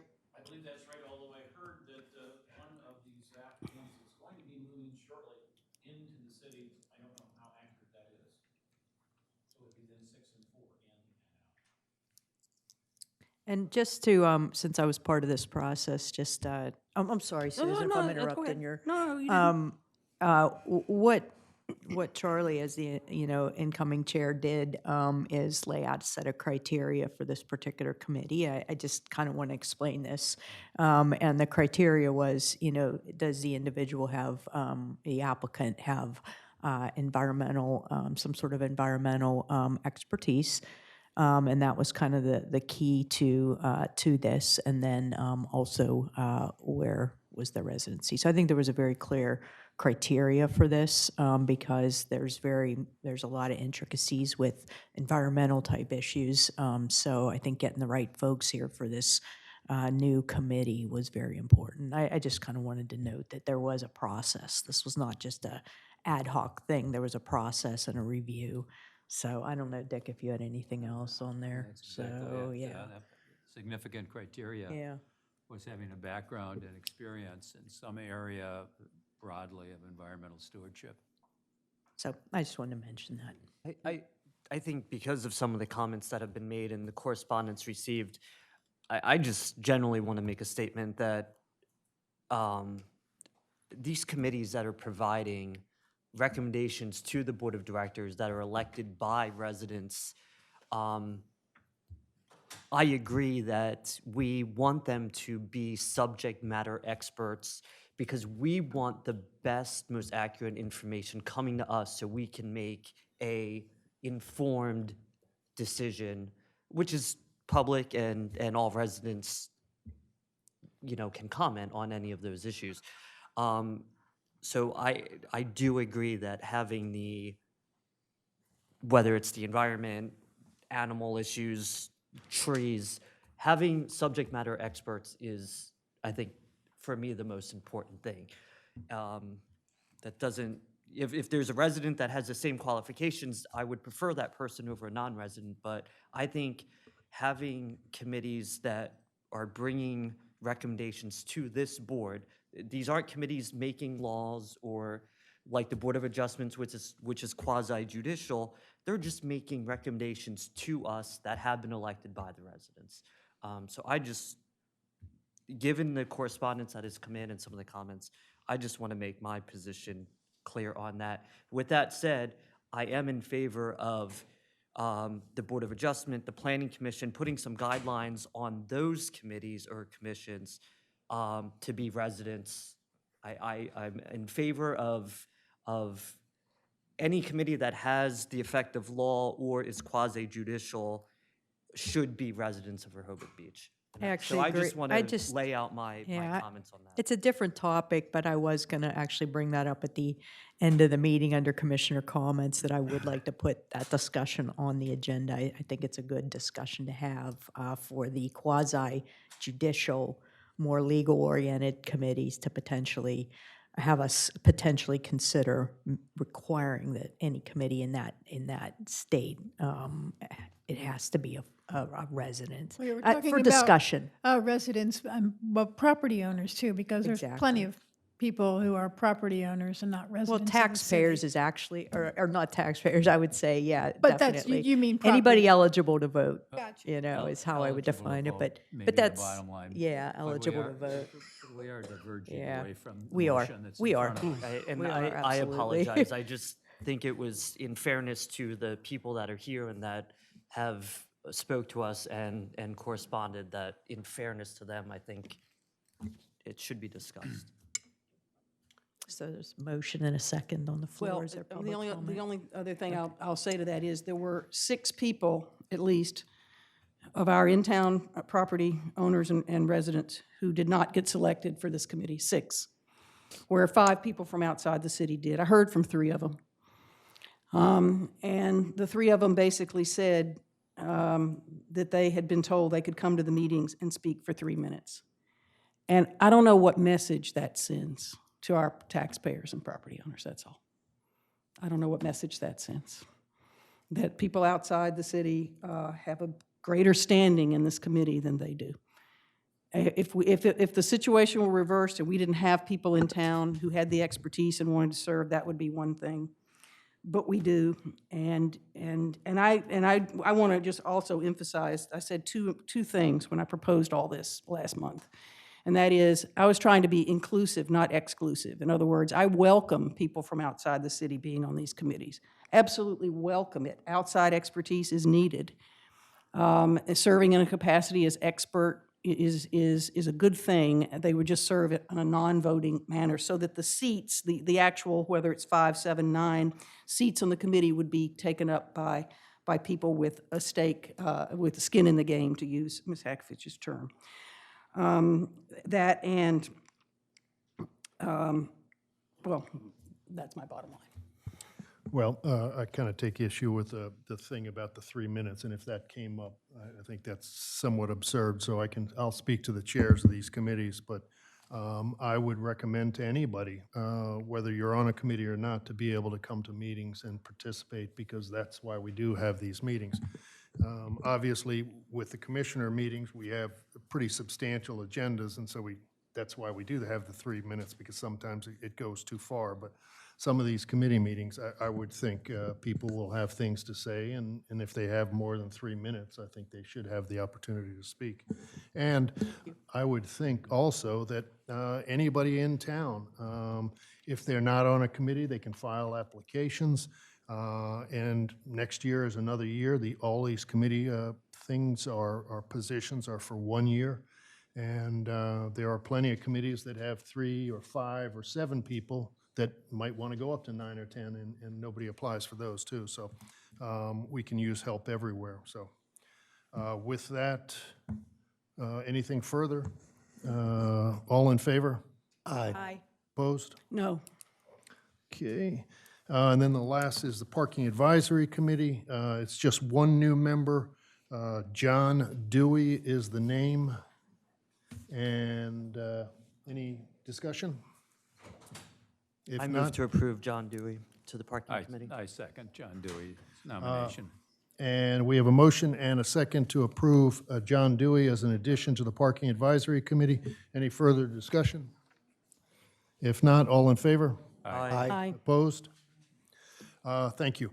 Just informationally, before we move on to the next and the last item on our agenda, right now, all of the Board of Adjustment members are residents, and that is a requirement in our code, that they are all residents, not just property owners, but residents.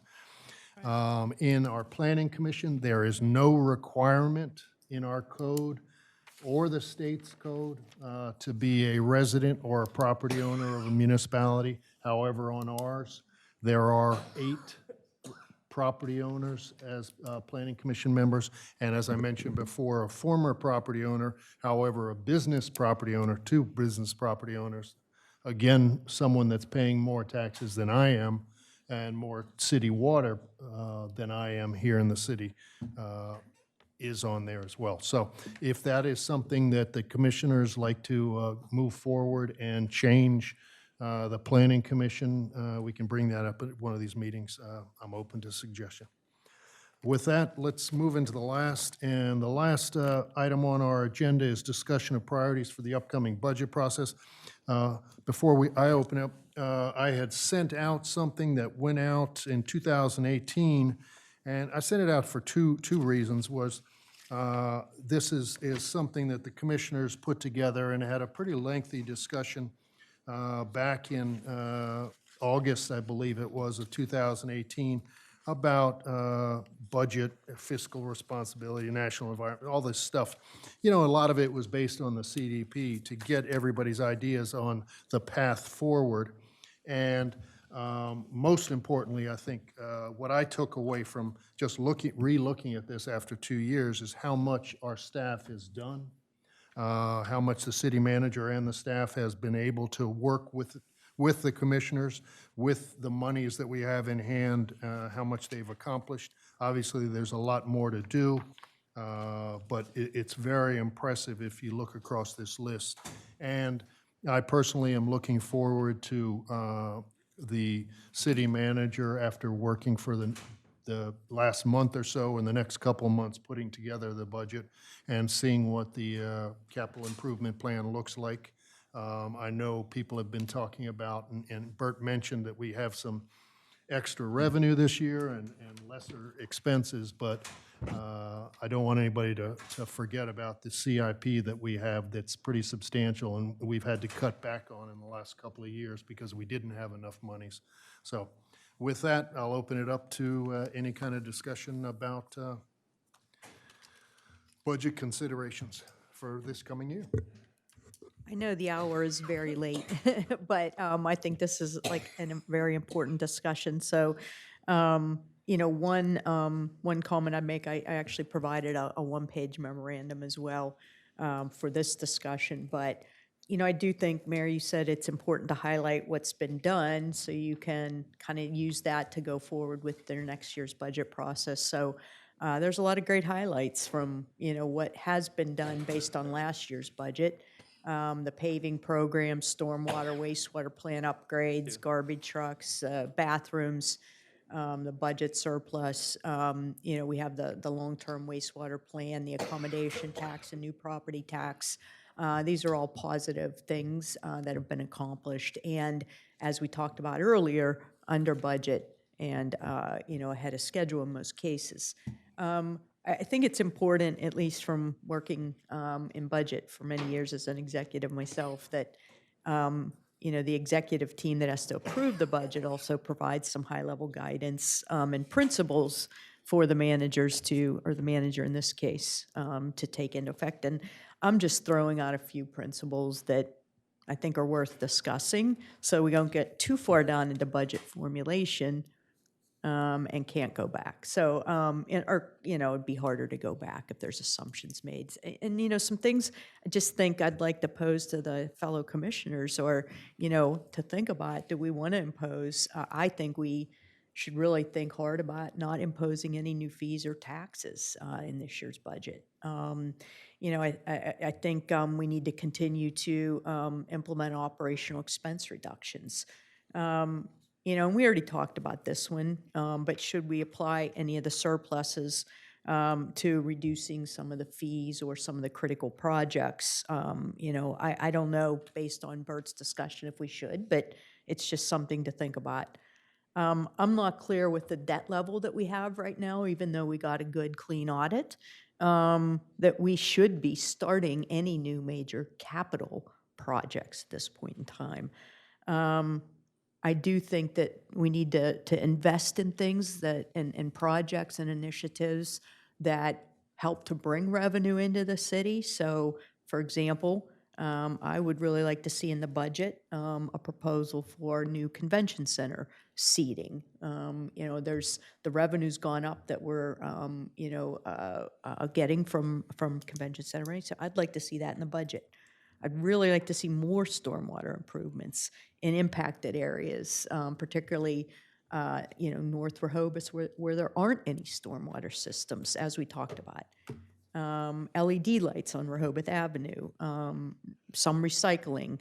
I'd also really like us to consider funding a consultant to rewrite the zoning code for us. And then, of course, from my perspective, I really would like to see continued support for the library, fire department, and Main Street. So just from my perspective, those are some things that I would like to see in the budget, and I'd love to hear from any of the other commissioners on principles and/or specific projects that they're thinking about. Commissioner, I think you did a great job, and I'm in agreement with most of the sort of fundamental points you made for us to go into the budget season. The other thing that I think is important is for us to look at the underutilized assets that the city has, and some of the real estate holdings that assets that we have. I think it's important to take a good look at all of that as well. It's a great idea. I certainly agree with no tax increases. In fact, if I was looking back over the document that was done last August, and I see at that point there was discussion of a 5-year plan to increase property tax. So I would like to think that perhaps that was going to be 10% a year, and since it was 50% last year, we're done, right? That's what I would like to think. So I certainly agree with that. I don't know about new fees, because I do think we need to evaluate our fee structure in general and make sure that those who are requesting the services, for instance, of building and licensing, are paying the costs, and our taxpayers are not picking up any of that. So, and I think that's worth looking at. In terms of the convention, I've always been under the impression, and I guess I would need to see numbers, but I've always been under the impression that the convention center does not make money for the city. If anything, it loses money for the city, which is, okay, because it's a service we provide. But I don't know that the taxpayer should be funding new seats for the convention center that hosts out of town events and doesn't contribute any revenue to the city. But I need to see that, I guess, before knowing that for sure. And it also, last year, one of the big items that was talked about was new revenue potential, and it seems like we do have several big things now. We got the hotel tax is going into place, and I don't know. I've heard various numbers. Or will we know by January what an estimate for that's going to be for the next fiscal year? City Manager? I think the estimate when we were talking about implementing was somewhere in the neighborhood of 800 plus or minus. Yeah, I heard that, and then it seems like I'd heard elsewhere over $1 million, and I just didn't know how we were going to figure that out. You know, it's hard. It's hard to judge. I mean, I look at the county just set their tax in to go Yes. into place, and they're talking about there's 42 hotels, I think, or 4,200 rooms out in the county, and they're saying only 1.3 million, Yeah, which yeah. seems small. So I think it's pretty difficult to figure it out. We won't really know until we go through a year, really. All right, so- I think Evan Miller and Bert Dukes worked on some back-of-the-envelope type things with the number of rooms that we have, certain amount of occupancy rates and prices. And that's how they came up with the 800 plus Okay. or minus. All right. But So that's the number we'll use probably in the budget from, in all from a likelihood? budget Okay. perspective, I would think that it's going to be something like that, and Okay. hopefully it's more. Okay. But we'll have a good opportunity to see it at the end of the year, because what we're doing in the process is it's just like the rentals. It's like you tell yep. me, it's the honor system, really. Yeah, right. But we're also asking for the 1099s that they put into the state as well, because they're going to say, Oh. Yeah. the state, we earned $1 million, Right. and here's your Great. tax. And so we're going to look for the same type of documents, so we have the same type of documents the state does on that one. I mean, I also would like to see that, I know there was talk last year at this budget meeting about it going into the general fund. I would like to see it earmarked. I think, first of all, it sends a better message. It makes a better story to tell for the hotels, in case anybody asks, well, why am I suddenly paying 3%? And we say, well, it's to maintain the boardwalk, and that's what everybody, you know, comes here for. We saw that in the CDP survey big time. People come here for the beach and the boardwalk. Let's tell them that's where their money's going. And if, you know, obviously if we're spending other money on that now, then we move that money aside. But I think there's a good message in earmarking the funds. So, and I guess my only other question is where do we go from here in terms of what do you want? Are we going to continue this general discussion before the actual budget process starts? And if so, what do you want from us? Well, you know, from my perspective, I don't know what we're going to look at until January. I mean, I think the city manager is going to put some kind of a draft in front of us Christmas time or after it to take a look at. She's going to be looking at the CIP over the next 5 years, you know, revenue projections. You know, as Bert said, we still have some capital outlays, pretty substantial ones for the wastewater and the water. So I think until we really have a draft budget, it's going to be difficult. I mean, I think what's important here is to get the ideas that each of us may have to the city manager, and she can implement those, or some of these ideas that I've seen from people have already been started to be implemented. Sure. And so I think it's getting the ideas to the city manager, and she can start putting that together. I mean, it's going to be difficult to put together just wish lists, because we don't know what we need. I mean, as I mentioned before, we put the CIP into play 2 years ago, and you know, even before that, we were cutting back on monies that we actually needed, and we've cut back on each of these years. So, I mean, there's still a lot of stuff that we have to do going forward, and even though we have some surpluses here and there, we've got some things that we have to do. And again, a lot of it's deferred maintenance that, you know, I wish we didn't have to do it, but we have to. Back in June, I think we all put forth a vision of, you know, wish list, really, of what we'd like to see. I know, Mayor, there was a list from the previous group, but then this was one from June, which included 3 more commissioners. I would love to see a vision from both Susan and from Ed as well. But from my standpoint, I have a wish list, but I think we have to look at prioritizing what you really want. And I mean, I can say just from my 2.5 pages that I really still would like to move forward with the idea of a circulator bus here. Jolly Trolley is going to come back to us, I believe, next workshop. I'm looking forward to that for that exact reason. To move people in the city. The other thing is make sure that we are looking at crosswalks, the safety of our crosswalks, and doing those upgrades however we need to do them. Additional striping, where there's not stoplights, perhaps the press the button kind of thing and the light flashes so people can cross. Those are two of my, my big ones right now.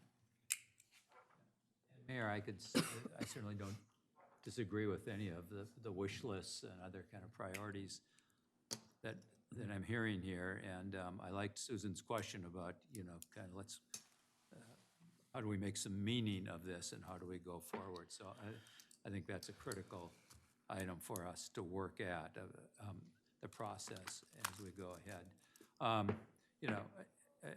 I jotted down a list too, and based on where we've been, where I think we're going, we're going to see a lot of data that's going to continue to come out of the development of the CDP. I think that needs to inform us. All of the data that's in all the surveys that we've had some summary of. We spent some time together at the Planning Commission very recently. That a lot of data has come from our residents in that, some from businesses, some from visitors. I think we need to really look very, very closely at that. Certainly, continued infrastructure maintenance for me is critical, I think, for all of us, I think for the city. Our streets, our boardwalk, our park, trees.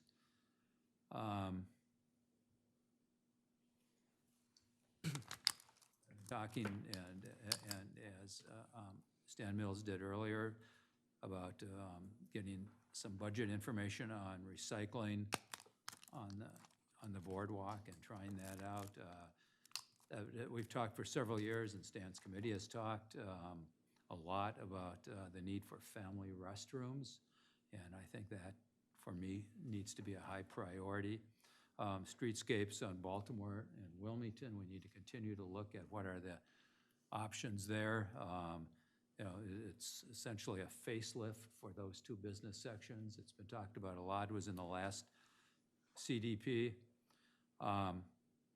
A really, really big one, and I don't know that there's a budget amount on this, but it's something that continuously needs to be thought of, I think, in every aspect is a climate action plan, because sea rise, climate change is impacting an awful lot of what we do, from infrastructure maintenance to how we are going to do some other things in the future. And then we can talk about a citywide plan for green infrastructure and what that means, green roofs. Do we want to talk about incentives for builders and others to do some of the so-called green things in the city? Pat didn't mention Canal Park and the dock, but we want to make sure that that gets moving, gets completed in the next year. We've taken action on that, and we want to carry through on that. I think that's critical.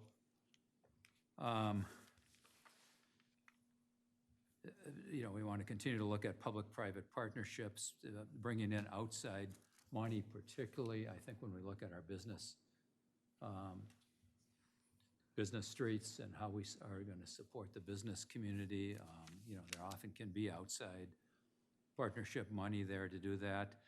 How are we going to support tourism? How are we going to partner with Main Street and the Chamber? And I know there's been some discussion in the past about dollars being set aside for the promotion of tourism. How are we going to deal with parking issues? And I think there could be some budget items there, everything from biking to increase safety for biking and walking. Someone was talking about pedestrian safety here, the shuttles, parking outside the city. Do we want to provide some incentives or something there? And then the last thing on my list for right now is we want to continue to make sure that we're at least up to date with technology in our city, in this building, and maybe even to explore the option of citywide Wi-Fi for residents and businesses, and to see if there are outside vendors that have an interest in doing that, particularly on their dime, so to speak. Lots and lots that we can wish about, and but I think there's some very practical ways to work at some of this as well. Yeah, and I think you said it earlier, a lot of this is relative to the CDP as well. Absolutely, yeah. Anybody else?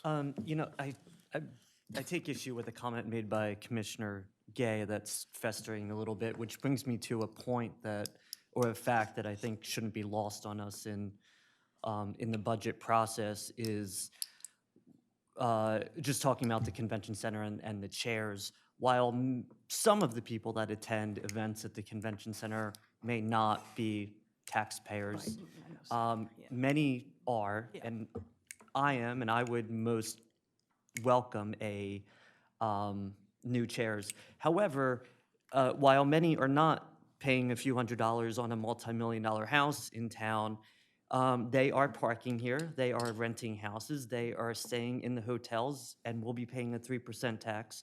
So I don't want us to forget that our budget, our revenue is mostly funded by the fact that we have tourism in this town. Now, with that, I also think that as we're thinking about projects that need to be funded, more creative ways and thinking outside of the box. Maybe the Chamber and Main Street can sell sponsors for chairs with plaques on them or something. I think we, as a body, and the city manager and other organizational leaders can help us with some of those things and thinking outside of the box. But the fact of the matter is, most of the revenue that we're talking about in this budget season comes from tourism. So Yeah, I and just don't want that to be lost. And I'm glad you said that, because I want to look closely during the whole budget process about who pays, who benefits, who's funding what. I do think it's an excellent exercise to look at as we go forward. I really do. And I think it's very possible that our convention center could become a revenue producer as well. I mean, it's a great facility, and if a few things happen there. And the one point maybe is, some real while the fee may not be a revenue generator for the city, the events that happen there bring people in the town that are parking, are eating at the restaurants, are renting hotels. So it is a money generator, just not in the sense that we think about it, though, just on the fee to rent a space. So that's all I have. Only during the summer do they pay for the parking. For now. Oh, did I just say that? Anything else? For now. For now, yeah, right. Okay, great, thank you. Thank you for that. Just a couple of things on commissioner comments from me. One is, a couple commissioners and myself were at a meeting at the library the other day that was given an update from DART. And one of the things that came out was, and DART has these two park and ride lots out on the highway, one in Lewis, one right outside of town. And the one in Lewis, they're still doing some construction, but it's beautiful, and it's free. And now DART is going to make the lot right outside of Rehoboth free as well for parking. So we've got to work something out with the city manager and employees or restaurants, whatever in the city, about how that's going to affect the employees, because the city subsidized some of the employees. But that's an interesting thing, and that may help people park outside of town because it's free. I mean, they'll have to pay for the bus, but it's free. And then the second thing is, we're getting a lot of additions to the agendas, whether it's documents or emails or letters to the editor, whatever. I'm going to ask Chris to put something up on the website that, because Ann's getting all these things and she's being inundated with these things all at last minute, so that if any of us are putting in any kind of documents to go out on an agenda, and we're going to say this to the public too, as to emails or letters to us, try to get it out into the city by 2 to 3 days prior to the meeting itself. And that way it makes it easier, because I think 3 or 4 of these items were coming in this morning, and, you know, Ann's backed up as it is, so I'm going to ask her to put that on there. So I asked the rest of you to do the same. Any other commissioner comments? Just 2 things for the workshop, Mayor. I just want to make sure, I think we captured this, but I would like to review the revised version of the administrative variance ordinance as we discussed. think- Yep, I I just think wanted to that's on reiterate there. for this workshop. And then the second thing is, I would, if there's consensus, I would like to discuss, as a couple people, Mary, you brought up, Edwin brought up, you know, looking at the Planning Commission and seeing if we do want to, even though it is right now all voting members of our community, is that something we want to consider putting in a, you know, in an ordinance or in a more formal way? To make it what? To Just make voting? it voting members of the community as opposed to folks who aren't a I mean, resident or that's a non-resident. pretty simple thing. I think mean, so. if that's, I mean, we can discuss it. Yeah. It's a very simple thing to change. I think in it's the, worth discussing. An ordinance. Just to codify that, even though it's the way we've been operating, it just seems like something maybe we want to consider. And it would just be eligible voters. Exactly. And, I mean, that's my thought. There may be other thoughts, but I think it's worth discussing. and that's the planning commission. And Yes, we that's a can couple have a people. discussion on that. I mean, what I'm hearing, and I agree that it's worth further discussion, what I'm hearing from the community is it's important to them. So I think it's worth further consideration for us. Yeah. I agree. The only thing is, over the years, and I know a number of you have heard it, I know I've heard it, many of the businesses in town feel slighted because they can't vote. And these are many businesses that have been here for years and years. And these people don't live in town, they rent their properties. So, you know, that's why, you know, from my perspective, I still think, and especially a perfect example is the one fellow on the planning commission that is not a property owner, is not a resident in town, but he owns 2 businesses. He's a And he has former voting property- rights. Excuse me? He has voting rights. He does not have voting He rights. does have voting rights. Uh, Yes. Wait, who are you referring to? What's that? There's only one in that category. Yeah, no, as Oh, far as I he know. has voting rights. Mark Why do- Hooker? Yes, do he you say absolutely that? does. He has a 10-year lease. He is eligible to vote. Whose name is it in? Is it in his name or is it in the company's name?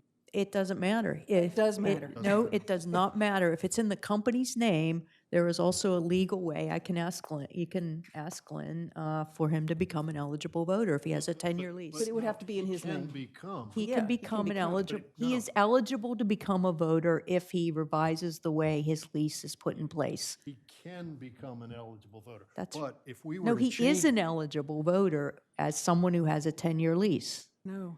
Yes. Can talk about an individual's eligibility right now. I mean, But anybody who has a 10-year lease is an eligible voter. But as he doesn't potentially- have one, his company does. Okay, Well, yeah, anyway. we're going off track. I'm But sorry. that has to be changed. But I will put that on the agenda for brief discussion.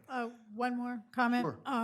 It's going to be the 25th or 26th of this month that I've asked Carol Everhart to put together a meeting with the people who back up to Wilmington Extended, if you know what Wilmington the Extended. alleyway, also known as the alleyway, to talk about the screening of. So I mentioned that in case once I have the date and time, I'll let you all know. In Okay, case it's going to you be the want to. 25th or 26th? Yeah, Yeah. I'm out of town, but thanks. I'm glad to know about that. Yeah. Appreciate that. Okay, anybody else? I've one comment for me. Many of you were probably here for Sea Witch Weekend. It was an amazing weekend. One thing that I'd hope we consider it in the future is that the city have a float with the mayor, commissioners, city employees. I think that would be cool. So something to think about for next year. As Sharon's. That's fun. Do we have to be in By costume? Commissioner Ed. Yeah, there you go. Yeah, you can head that committee. Yeah, that's it. Okay. That's the Just, best idea of the day, Ed. Yeah. Future meetings, just a reminder, we've got our workshop December 9th, and then the regular meeting December 20th. And I know that the city manager mentioned it, but I'm going to mention it again. We will have budget meetings the same day as our workshops and regular meetings in January, February, and March. They'll be scheduled on the days of the workshop. The budget meetings will be at 1 p.m. in the afternoon. On the days of the regular meeting, the budget meetings will be at 10 a.m. And On the days of like this meeting, it'll be at 10 a.m. budget will be at 10. 10, and then the regular meeting at 3, and then on workshop days, the workshop at 9, and the budget meetings at 1. Right. Are we going to continue the budget discussion at the workshop or at the regular meeting in December in preparation for January? Are we continuing like a priority type discussion? I wasn't going to put it on the agenda, because actually December workshop is pretty heavy. But Okay. I would suggest if you have stuff, Okay. you know, maybe For the sit December, down with the maybe? city manager or something like that. Well, what Pat had also asked for our, the vision statements and Yeah, I mean, priorities. if you have for- stuff, you know, Well, send but it- I'd like for this body to discuss it maybe before we have the first budget meeting. So maybe at the is the December regular meeting crowded? It doesn't seem like it yet, so I can put that on the December regular. I guess it depends on what else is coming on that agenda. And I know it's 5 days before Christmas, so I don't want to see the meeting go to 7 o'clock. but Budget just dis- one- Budget discussion, I'll write that down there. I Okay, think we have to be realistic, though, with that is make sure that you're really looking at priorities, because we do have a hefty CIP. Right. That needs to be. Yeah, absolutely. and a lot of the things, you know, by December, the city manager's going to have the opportunity to sit down with the Yeah, different yeah, great, department heads and have her plans ready as well. If there's nothing else up here, any citizen comment? Oh, yeah, come on.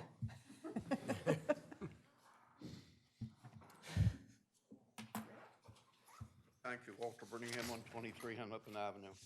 In a very common sense attitude, and I don't think it was maliciously done, several months ago, you had a special meeting for discussion among the commissioners for their ideas for Rehoboth and budget, whatever. I forget the exact words, but it was for the commissioners.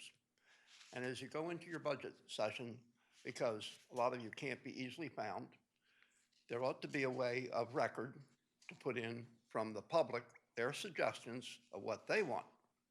Because you wouldn't be there unless you were out begging for votes, and then you got elected, at least most of you did.